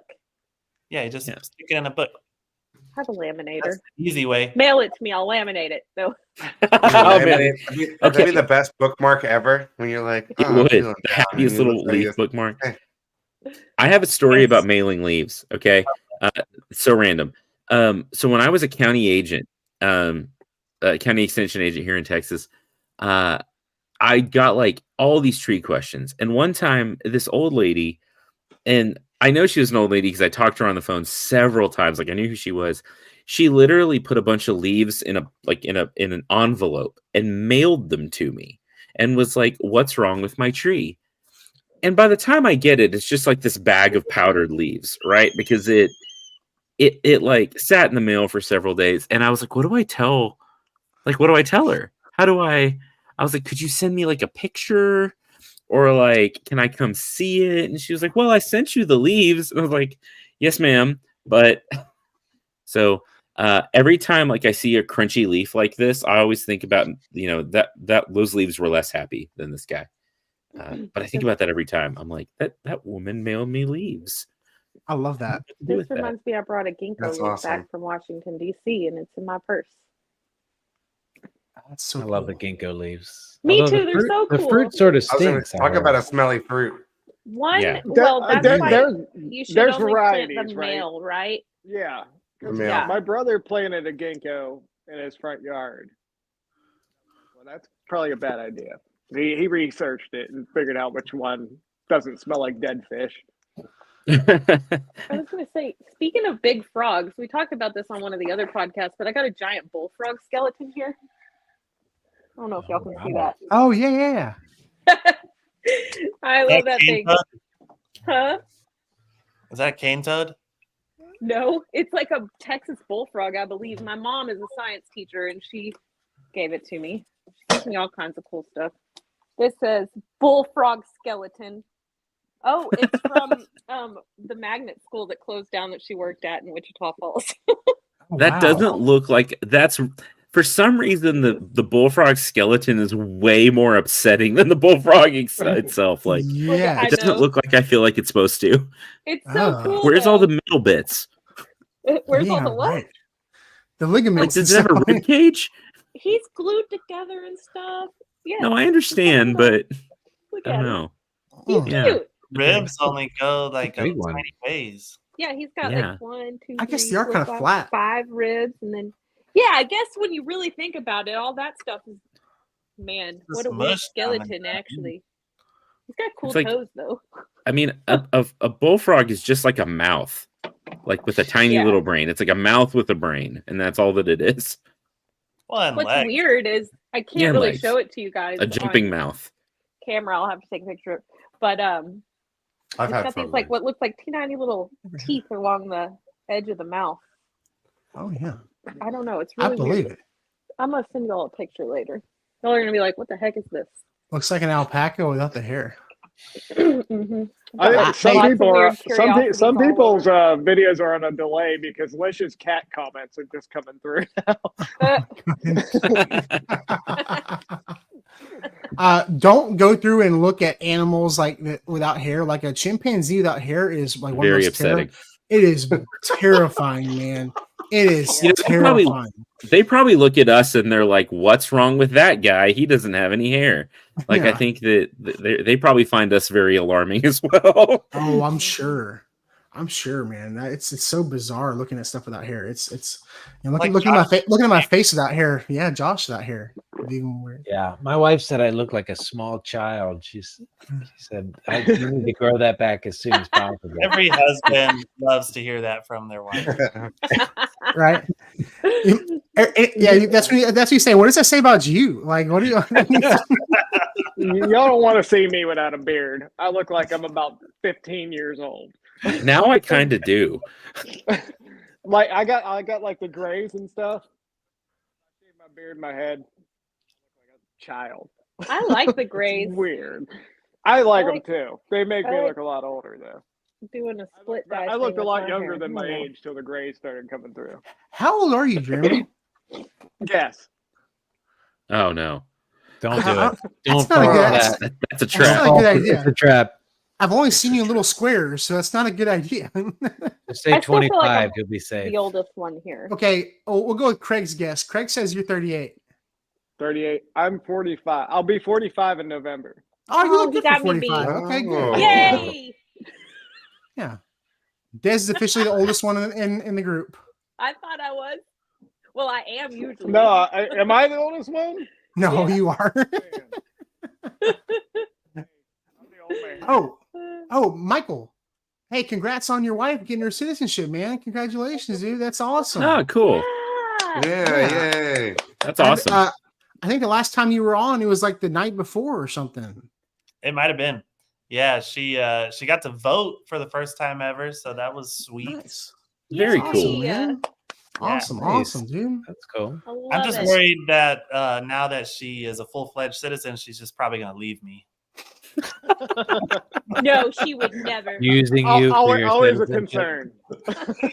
She's like, I already got it done. I'm out here. Where's she from originally? Not. She's from Peru. Peru. Okay, that's right. You remember you told me you did the tours. You've been doing nursery tours lately too. I've been seeing that. You done a couple tours. Like was it like a bar tour, bar crawl, like nursery tour? You like y'all all went to a bunch of them? This was a legitimate business trip. All right. We just happened to be drinking while we were touring garden center. That's perfect. Do they serve alcohol in garden centers down in Texas? Oh yes, they sure should. There's when there's like 250 garden center owners showing up at your doorstep, you usually serve some alcohol. So we were on this. I do this several times a year. I feel like I've done it in Ohio a few times. But when I go to these conferences, we'll a bunch of us load up in buses and we just hit the local garden centers and see what's going on there, get some ideas and collaborate and do some good networking. And it's a fun time. So I put one of those vlogs online recently with a bunch of Dallas garden centers. Nice, man. How far are you from Dallas? I've had a couple of people ask me about nurseries in Dallas, and like I don't know any nurseries in Dallas. So I usually say, hey, you got 2 hours? Go to Wichita Falls. I mean, go. It's huge. Yeah, we're better than they are. Yeah. Actually, the Smith Garden Town greenhouse is all of them are so beautiful. Yes. But you adding that koi pond into the tropical house, game changer. It's like even more beautiful. It's my most favorite thing ever. And just the massive potted trees you have blow me away every single time. And your giant cooling system that you can just see it right there for the greenhouse. It's just so cool. So if you are within a decent like drive, like not too far, definitely go and check it out. It's a family-owned greenhouse. It's so cool. I will always shout out Smith Garden Town. It is my keystone place. Honestly, I love it. I love visiting it still. I think we definitely need to try to plan something for the spring where Vikram and maybe even Phil can come down for like a day. I'll definitely come too. Yes, I'll pick you up on the way or meet you halfway or whatever. You can ride with me or whatever. And but yeah, I mean, Phil, I think our round trip isn't that bad. Like honestly, like into Dallas, like we could even pick you up in Dallas Fort Worth if your flight doesn't get delayed. The falls they're leaving you behind. Fun, yes. Well, his flight was delayed like 6 hours last time. Yeah. I'd love to have you guys. Be fun. Yeah. And Josh, y'all can come too. Yeah, Josh and I will fly together. I'll hop onto the Josh, you and I'll zip from Wilmington to Charlotte and then Charlotte to Dallas. I'll meet you in the Charlotte airport. I might be in Austin anyway because I've got some business trips. I went down there this past spring, and there's some good garden centers in Austin. Yeah, there are some great garden centers here. That's and a next time you're here, way. you better tell me about it so I can go to them with you. What the heck? I did a post on one of them. They had a great cat. That's what I remember the most. Oh, okay. Yes. Any pet at a garden center is a friend of mine. It's very important. If you ever go into a garden center and there aren't any cats, you probably just need to leave. You should be worried. Yeah. And they should be aggressive too. I feel like Jeremy the Great Outdoors. I think that was what it's called, Des. Yes. The Great Outdoors. Yeah, I love the Great Outdoors. Yeah, I had to go wired. Also, did you go inside at the Great Outdoors and see they have a parrot? Yeah. Yes. It was talking to me. He always says, "What's up, bro?" Yeah, I've heard parrot says that. Yeah, he's like, "What's up, bro?" I've heard parrots say a lot worse than that. They will say anything that their owners say. So like watch your mouth around parrot. Did you see that the cats have to be aggressive? Is that because did I tell you the story of our cat that put a lady in the hospital? No, I said What? no, but every nursery cat I've ever met is somewhat aggressive. But yeah, tell us a story. Yeah. Little cat scratch It's fever. a little crazy. It's a statute of limitations expired. We're good. Did you say scratch you of Cat limitations? scratch You get like the feline fever or whatever from getting scratched by it? No. Okay, so first of all, this lady did absolutely nothing wrong. She was 100% innocent. Our cat was the aggressor. He was bad. We have this cat that lives in our production greenhouses. So he's not the retail cat. He's like the guard cat in the back, right? And he's big, and like literally he does it regularly. He'll take down full grown rabbits and bring them inside. Like he's a big burly guard cat. Well, That's a lot of cat. He comes to the front every now and then just to cause trouble because he gets bored back there, right? And we didn't know that he was up front. Well, this lady walks in and she's got 2 little dogs, and she's like a pretty thin lady, and a little bit older. She wasn't old, but she was a little bit older. One of these people that like you can see some veins sticking out in the calf region. And she's walking along with 2 little dogs, and her dogs were oblivious that this cat was stalking them. And right as she walks into our door, he decides to attack those dogs, and he's running towards her, and she's in between, and he jumps up and bites her calf, and it was just like a bloodbath, like right in the middle of our registers. It was just like squirting blood. We were like, oh my gosh. And so we like throw the cat out. I run and get like paper towels to like wrap her leg up. It just like happened to hit a vein. And so she had to go in. It was bad. Oh my gosh. Like, really bad. So she creepy. happened to go in to get to like a clinic to get it cleaned up and get some shots. And it was this whole ordeal. And that cat did not have current shot records. So that was our bad.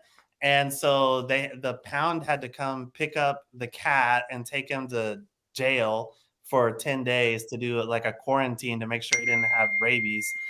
But he was fine. There was no issue. Now he has his shots. Now all of our cats have their shots and records in our personnel file. And he is now banished to the production. They have W-2s. They have 299s they got to fill out. Yeah, they do. Went to cat jail.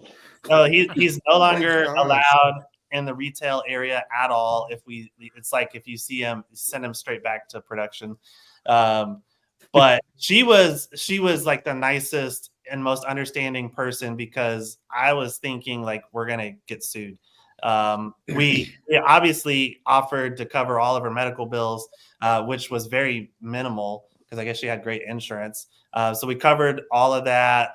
I ended up giving her gift cards because she was wanting to come shop. But she was like so nice about it. She and her husband both. And I was like, because that was not a fun situation. Well, it's a business owner's nightmare. Oh yeah. Yeah. Well, and that's thankfully she was cool about it. That's something hard to keep up with, because I know nurseries and they literally have like cats dropped off once a week at their nursery. Yeah, like, it's terrible. They just people dump their animals off the nursery because then but they are nice to have around for pest control for sure. People love our cats and we love our cats. We just happen to have like this crazy incident with one of our cats. It was just like, man. You just need to have a sign at the front that says, please feel free to don't pet our cats. We're not responsible for any cat damage. Yeah, and like we always let people bring their dogs in because it's like kind of a fun thing, but we I guess we just didn't anticipate that dogs and cats are mortal enemies and all of this. Like, who would have known? I mean, no matter how cool an animal is, they're animals. They're unpredictable. You never know what's going to happen. Like I have my dog. We have our dog at our shop here with us every day, and she's the biggest sweetheart on the planet. But who knows? Like somebody could pull her tail one day, and But, yes, totally. Yeah. Or somebody brings in a unfriendly animal. Right. Yeah, someone else brings the dog in and then it attacks your dog. What do you do? Yeah, because everybody thinks their dog's a baby. Yeah. Yeah. We had greenhouse cats at my university for a while, just because they help with rodent control. We've got all this research going on, and like mice will get in the seed flats and eat the seeds, and like climb up sorghum stalks and eat the grains off of it. Like it's a problem. We had this one big orange cat, and like all orange cats share one brain cell. They're different, but there's just something weird about orange cats. I just told orange cat. Yeah, it has to be, right? That's our new cat's an orange cat, and it's an absolute menace. Yeah. And this dude, we called him Jupiter because he was big, round, and orange, like the planet. And like he was the sweetest cat to people, but if he saw another animal, he's like, I'm gonna kill this thing. So one of our professors has this like pit bull, and she's not like a big pit bull, but she would like use people as a body shield, like a meat shield, to get between her and this cat. She was he chased her into a classroom one day. There was like students in there, and he chases her into a classroom and is like going to town. Like she's like dripping like blood. Oh my like she's God. Like bleeding, and the students are screaming. And one day he carried in a full-grown squirrel, and it was like very much alive. And he walks into the middle of the hallway and just drops it in the middle of one of our labs. And I have never seen that much chaos. Like we had like 25 college students, and the squirrel's like bouncing off the walls, and the cat's like trying to catch it, and everyone's screaming. And like orange cats are a menace. They're a menace. Oh, they are. Like mine's not mean. It's like super friendly, and it's like the most loving cat, but it's just, terror constantly. Like you can't have anything nice with an orange cat in a house because it will destroy it. It will destroy everything. Yeah. I've never heard it before, but I believe it. They're insane. Most orange cats are males. Only 20% are females. So just keep. Did you just Google that?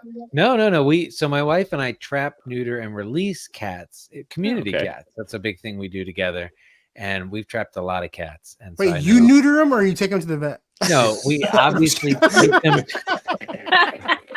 I'm trying to get practice. Hobby, Destin. Why are you getting on to him for this? Everyone needs a hobby. Grafting knife, murdering, same thing. No. Practicing my grafting skills. But yeah, we've seen all kinds and crazy kinds. Just ones that are just wild to ones that want to be pets. It's amazing that all different temperaments. But yes, the orange ones are mostly males, and yes, they are a little crazier.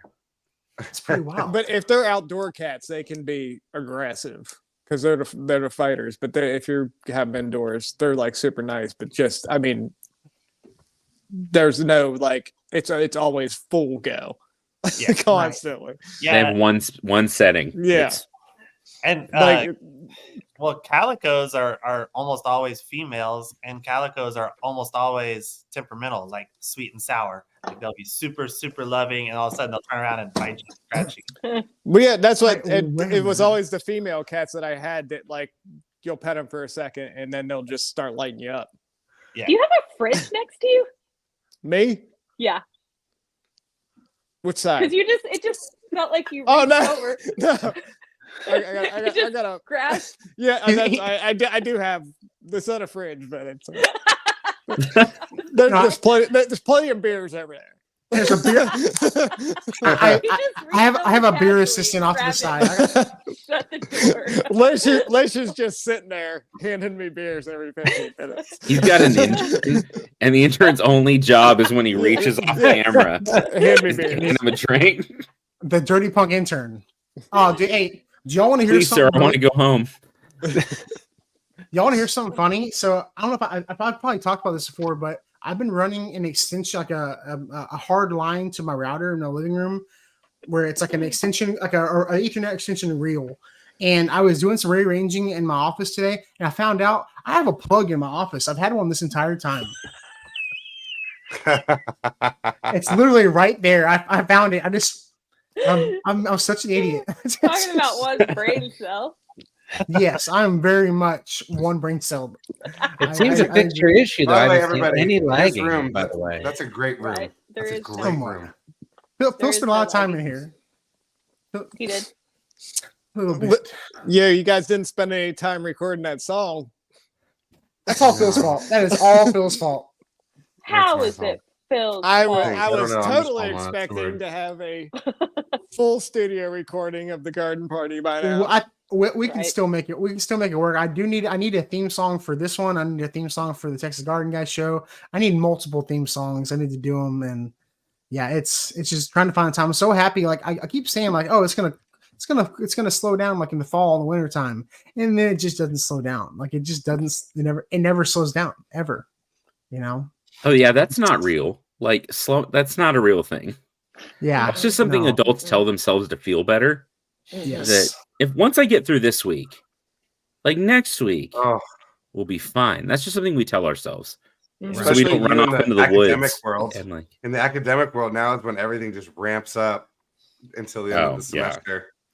Well, I've had no time to be in the garden. None. Speaking of support groups, I've thought about starting Plants Anonymous. Is anybody interested in joining? Yes. No. Wait, is that where we talk about all the plants we have, but we don't discuss how much they cost? No. Then we give cuttings to each other to help grow the collection at the end. I think that's how it goes. Oh, okay. That sounds like a little bit like a. It's called enabling. I'm for this. I'm signing up. Since I have you all gathered here, do any of you have a good contact for a good aquaponics person? Because yes, I want to build one this winter in that magical greenhouse that Des was talking about. So magical. Because I want to use it to display. We sell koi in the springtime, koi and goldfish. So I want to use it to display them and also like recycle that water and grow some plants. Mm-hmm.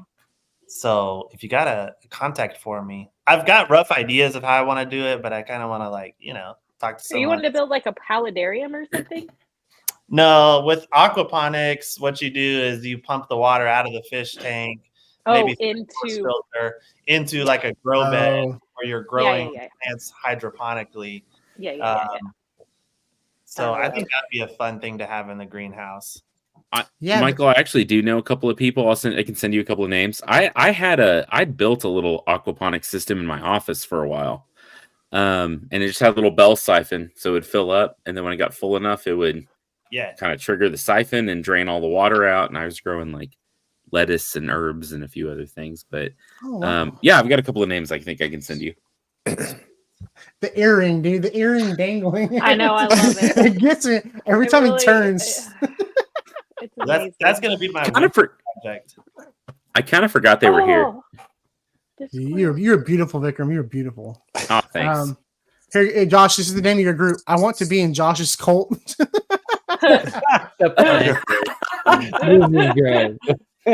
Maybe that's what I should start as a cult. Online plant cult. Okay. Yeah. Plant cult. I'm ready to sign up. Yeah. Okay. Let me know what I need to do. I'm there. So like an application I'll do a reel on it. I'll tag you, Des. I'll be like, perfect. Do you have a problem with plants? You have the perfect voice for that. He does. Is admitting you have a problem. The next step is giving cuttings to those you've offended. Yes. Everyone that has observed your plant collection and admired it, you also give cuttings to. We'll have steps. We'll have programs. We're writing the manifesto right now. It'll be on a VHS tape. It's not your fault. It's a disease. You know, it's genetic. You didn't do this to yourself. The plants did. This is so true. So true. Oh my goodness. Well, hey, it's going to take us a couple minutes to do an outro, but we've been on here for almost 2 hours. So real quick, we'll go around and give everybody like a minute. Michael Fiore, let everybody know what you got going on, what you got coming up, any events at the greenhouse, at the nursery, what you got going on. If anyone is in the area, we do a Christmas open house on November 24th. I believe it will be November 24th. Christmas open house. So right before Thanksgiving there. And that's a fun event because we'll have like refreshments like charcuterie and we'll have drinks and coffee. And then the big thing is we do a tour of our greenhouse production area where the poinsettias are. So you can see 10,000 poinsettias all colored up, and it's amazing. We do it every year, so that's a fun event if you're going to be in Wichita Falls for that Sunday, November 24th. And that's a fun one because I just basically spend all day talking to people, eating refreshments, and then giving greenhouse tours. And it is great. And then if you guys aren't able to make it, we will be posting a lot of videos online at Smith's Garden Town. We do a ton of video content. So yeah, y'all post daily. It's pretty wild how much y'all get done. Shout out to Felicia. Amazing. Shout out to Felicia. Yes. My goodness, we love you, Felicia. I'm gonna get with Felicia. We're gonna get her back on too. Yeah, she's ready. Can I be there? Yes, you will be there. You will be there for sure. Real quick, Vikram, let everybody know what you got going on, what you got coming up, dude. Yeah, so hopefully I'm gonna take a nap after the semester ends. No, so I'm honestly this semester I'm teaching sustainable vegetable production, and it has been such a cool thing. Like that's been so much fun. It's been different than any class I've ever taught, and that's real cool. Potentially working on some new books, a couple of new books. I've got one already called Plants to the Rescue for kids 8 to 10. It's great. There's pictures of stuff. I just lost my squirrel. It's okay.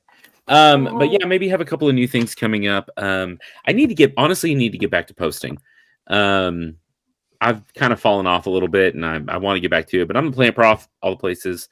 I've got the Planthropology podcast. Hopefully that is going to come back in January. I'm probably going to be calling most of you on this Zoom call or this podcast for interviews sometime soon. But yeah, and Michael, I'll probably be. My dad lives in the Metroplex, and I think we're going to go visit this winter. So I'd love to see if I can get out to Wichita Falls and come hang out. Yeah, I'll be here. Nice. Absolutely, man. Yeah, I think coming on like the podcast and like talking to people, because some people like Jeremy is out in the middle of nowhere, and like he doesn't have like people he can talk to like on a daily basis, like in person. So doing like little things like this kind of gets you motivated. Yeah, it gets you like motivated and like, you know, ooh, I want to start posting some stuff again. So it's kind of cool. That's why me and Phil and Des like doing this every week, because it just motivates us to, you know, create more content. It's like this. It's awesome. Mm-hmm. Mr. Josh, Uncle Josh Gardens, the plant techie. What you got? Yeah, so he's Uncle Josh Gardens on Facebook. So if you let us know what you got going on, what you got coming up, dude.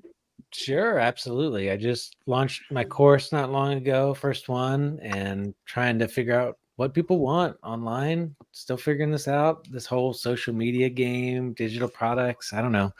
Y'all have been doing this for a while, so I'm looking. Your content's good, though, man.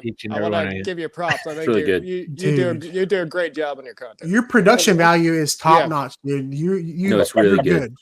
Thanks. That's awesome. That's awesome. It is very good content. What I've really enjoyed is getting out and interviewing people, like just going places and be like, dude, tell me what's going on. What are you doing?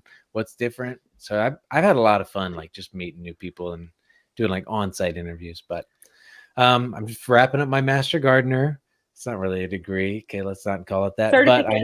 Certification. There you go. So that's been fun. And then I might roll out Professor Plum as my alternate ego character for upcoming videos.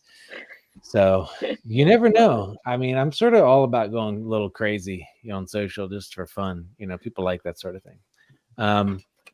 Anyway, but just posting daily, you know, learning from y'all and learning from everybody online. It's sort of interesting to like watch the evolution that everybody goes through, you know, and everybody has like their own little niche. And so it's been neat. But yeah, other things that I've got coming up, working on sort of another course online, just trying to add value to the community every day and share things and just change it up. So that's about it right now. Yeah, man, you've grown a lot very quickly. I mean, like you were saying, you've been doing this for about a year now. Yeah, so I just passed a year, like a couple of weeks ago, a month ago, maybe. So yeah, it's been wild. You're killing it. You're killing it, dude. Yeah. It just goes to show you, like, you know, there's a lot of people doing gardening content and a lot of people doing stuff, but there's still room for people like who want to get started to do this. Like, there's, especially when we're making 60-second videos. I mean, everybody's got a minute. Everybody's got a minute while they're in the bathroom to watch your video. I mean, so especially if you're me. That's what I want to. Yes. If I liked your video, I was probably on the toilet. That goes for anybody. Jeremy, Dirty Punk Gardening, man. What you got coming up? What you got going on, dude? I haven't been posting a whole lot lately. I've just been super busy with other things, but I still got a lot of stuff going on in the garden, being, the end of October. I still got a bunch of peppers out there. I'm hopefully going to do some canning. I've been slacking on that this year. I got garlic to plant. I got a bunch of loofah out there still. So all that stuff. But yeah, we got stuff going on, and then to get a little break, and then we're rolling right into seed starting in February. So fantastic. Not much of a lull. So, but I was concerned. Anybody else wearing, like, when I post this video tomorrow of me dressed as that like people who aren't familiar with me see that video and they're like, who is this weirdo? That's like their first impression of me. I mean, I'm effectively in drag in mine, so like yes. Facts. So I'm definitely gonna post mine. I'm gonna make sure I put in there like, hey, because people don't read captions. Yeah, they don't. No, they don't. But I think for me, so much in captions too. Yeah, for me, they're gonna automatically know I'm not really Australian, so I kind of gotta, but they might believe that you wear that crap out in the garden, though. I mean, that's what I'm like. People might actually believe this. They might follow you because of it. You never know. Oh, watch that be a video that goes like super viral. You're gonna get like 20 million views on everybody that, and then that's gonna have to be your new thing. They're like, "Oh, I love this guy. I'm gonna follow this guy," and then they'll see the next video and be like, "That's not the guy I followed." Well, I mean, everybody else is following. Everybody else is following you because of the videos with your shirt off. Like, So I mean, yeah. It happens. My most viral video was me doing potatoes, and I was like, I'm going to bum out a bunch of people with the sales of fig content. Mine was talking about tiramisu in a drawer. That's 36 million views, y'all. It's always the ones you don't expect. Like the ones you like, this is going to be, you make one and you're like, this is going to be a banger. This is the best video I ever made. Nothing. Yeah, it's the least amount of effort in the least amount of time editing. It's like dead end, doesn't lead to anywhere. Yeah, for sure. Mm-hmm. Well, as always, a pleasure to have you on, Jeremy. Like I said, hopefully with these bonus weeks of fall weather, we'll see some more shirtless videos of you soon. Yeah. I could probably pop the top off tomorrow. I think it's gonna be about 80. So why wait, man? No, I'm just kidding. The night's young. Well, it's gonna take a while because the buttons are flipped. Oh yeah, let me pop the blouse. Got a whole plug in it. It inspires me to get in shape. I'll tell you that. Absolutely, man. Brought to you by PBR. Always a pleasure. Tell Alicia thank you so much. Alicia's been working hard at with the hat game and everything like that. I got some new merch dropping too. The sleeves. Well, I forgot all about that. But yeah, I got some new hats and stuff coming. I got a new design for embroidery and stuff, so we got a bunch of hats coming. And yeah, I you won the contest, right? I designed them farmers defense sleeves and I won. Yeah, nice. Very cool. I'm gonna have to get those. All right, I'm getting that one. Hey, we sell with farmers the branding on defense my sleeves. farmers defense sleeves. So Do you, Michael? That's cool. Yeah, am I gonna get your design on like? Oh, I just request bought a massive display. You sell them? Yeah. Yeah, if you would request, I don't know if they would maybe if you request them, they can get them down there. That's cool. But yeah, they're not out yet. They're in production now. So, but yeah, probably by spring. Yeah, we've got them coming in for spring, but they're not here yet. So I'll just send me the details and I'll get them in. Okay, cool, awesome. You should have just taken pictures of your arms and made just my tattoos. Yeah, it's like the tattoos. We should all get them and dress up as you and do as you in the sleeve. Nobody can beat my. I love it. No, I think Des killed it. I even got my Alice Cooper shirt on. Like I love it. Des, you killed it with the costume. I think you win first place with the costume. Thank you. It's a tie between you and Vikram, honestly. Vikram cracks me up. Yes, I love it. Mostly because so honored. Vikram's was the most distracting. That's why I liked it so much. But real quick, Des, let everybody know what you got going on, what you got coming up besides outside feeding peanuts and squirrels. Let everybody know. Okay. So back to captions. I just posted a video from the United States Botanic Garden, and then I put a long caption in there. If you guys would just go interact with that video, I would really appreciate it. It's talking about how you should not scratch your name into any tree anywhere at all whatsoever. If you're on a trail in the backwoods, if you're in a botanical greenhouse, if you're on an island in Hawaii, if you just see a tree and you think to yourself, I should indelibly mark that tree with my initials, just don't do it. It makes me want to do it more now. No, it's damaging to the tree. You can introduce diseases like blight and pests. Doing it right now. You can even actually, if you go in there deep enough, you can create weak spots on limbs and things. Don't do that. Please don't do that. I'm grabbing a flathead screwdriver as soon as this podcast is over and going for to everyone. And that is my TED Talk. That we're not sponsored. I will share. I'll share it. But seriously, that was one of my big things. Like, I've seen it so many times, and just respect the places you're in. Trees are friends. We need the shade. It's getting hotter all the time. Please don't do that. Otherwise, absolutely. I'm going to be posting stuff from the greenhouse that I just visited, plus the Galveston greenhouse. I've been a little off because I've been traveling, obviously. And also I got a new roommate at work, and my schedule has been all over the place. And I've been doing stuff for the Master Gardener program in my area. So I'll be back soon. Don't worry about it. But there's nothing growing in the garden right now. I'm redoing it. That's on purpose. That's good. Well, show us the progress. Oh, I will. But until we get some rain, I don't feel like it's responsible for me to plant anything out there. It is crispy. Yeah. Can't do it. Definitely ready for some colder weather. Well, I just want rain. Yeah. Yeah. Well, what colder weather usually brings the rain for me. So either or will be nice. Mr. Phil, I know you got babies asleep. I know you're in the frog right now. You're in the frog up there.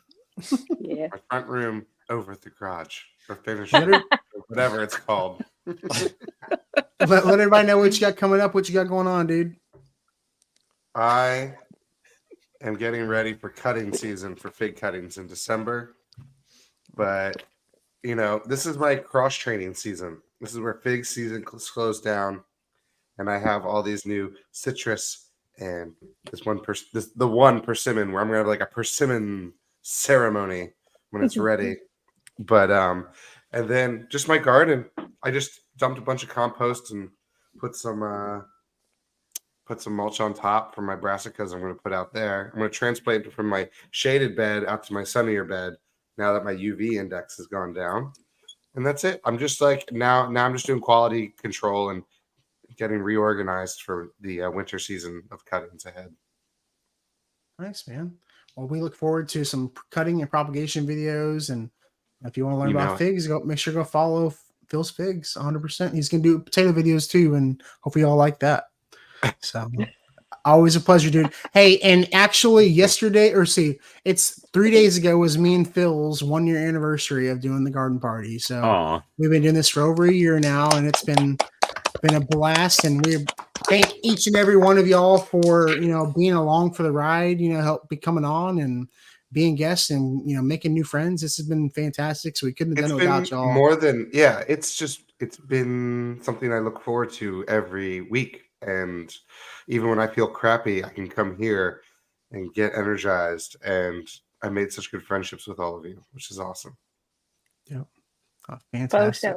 Show enough. It's been a pleasure. It is not work if you like what you're doing, So, but yeah, I'm Texas Garden Guy. I'll be at Mercer Botanical Gardens in Humble this Saturday if we don't rain out. There's an autumn plant sale. They have a nice selection of succulents, and I was looking at the list, and I might be looking at some other stuff. I don't know. I don't need anything, but I keep finding other. There's a lot of caudiforms out there. I think I'm a caudiform guy. I like caudiforms. There's a bunch of Oh. But you can find me as Texas Garden Guy everywhere. Next week, we're going to have Jason from Cog Hill Farms and Greg from Haas Tools is going to be on. So we're going to get, find out what it's like running a seed company. So that's going to be really, really fun. So make sure you tune in next Wednesday at 7 p.m. Make sure to follow Jeremy, Dirty Punk Gardening, Josh at The Plant Techie, Uncle Josh Gardens on Facebook, Phil's Figs, Gardening with Des, 2 Z's, Vikram, the period plant period prof on Instagram, and the plant prof everywhere else, and Michael Fiore, aka Smith's Garden Town, everywhere. Thank y'all so much for being on, and we will see y'all next week. Thank you very much, guys.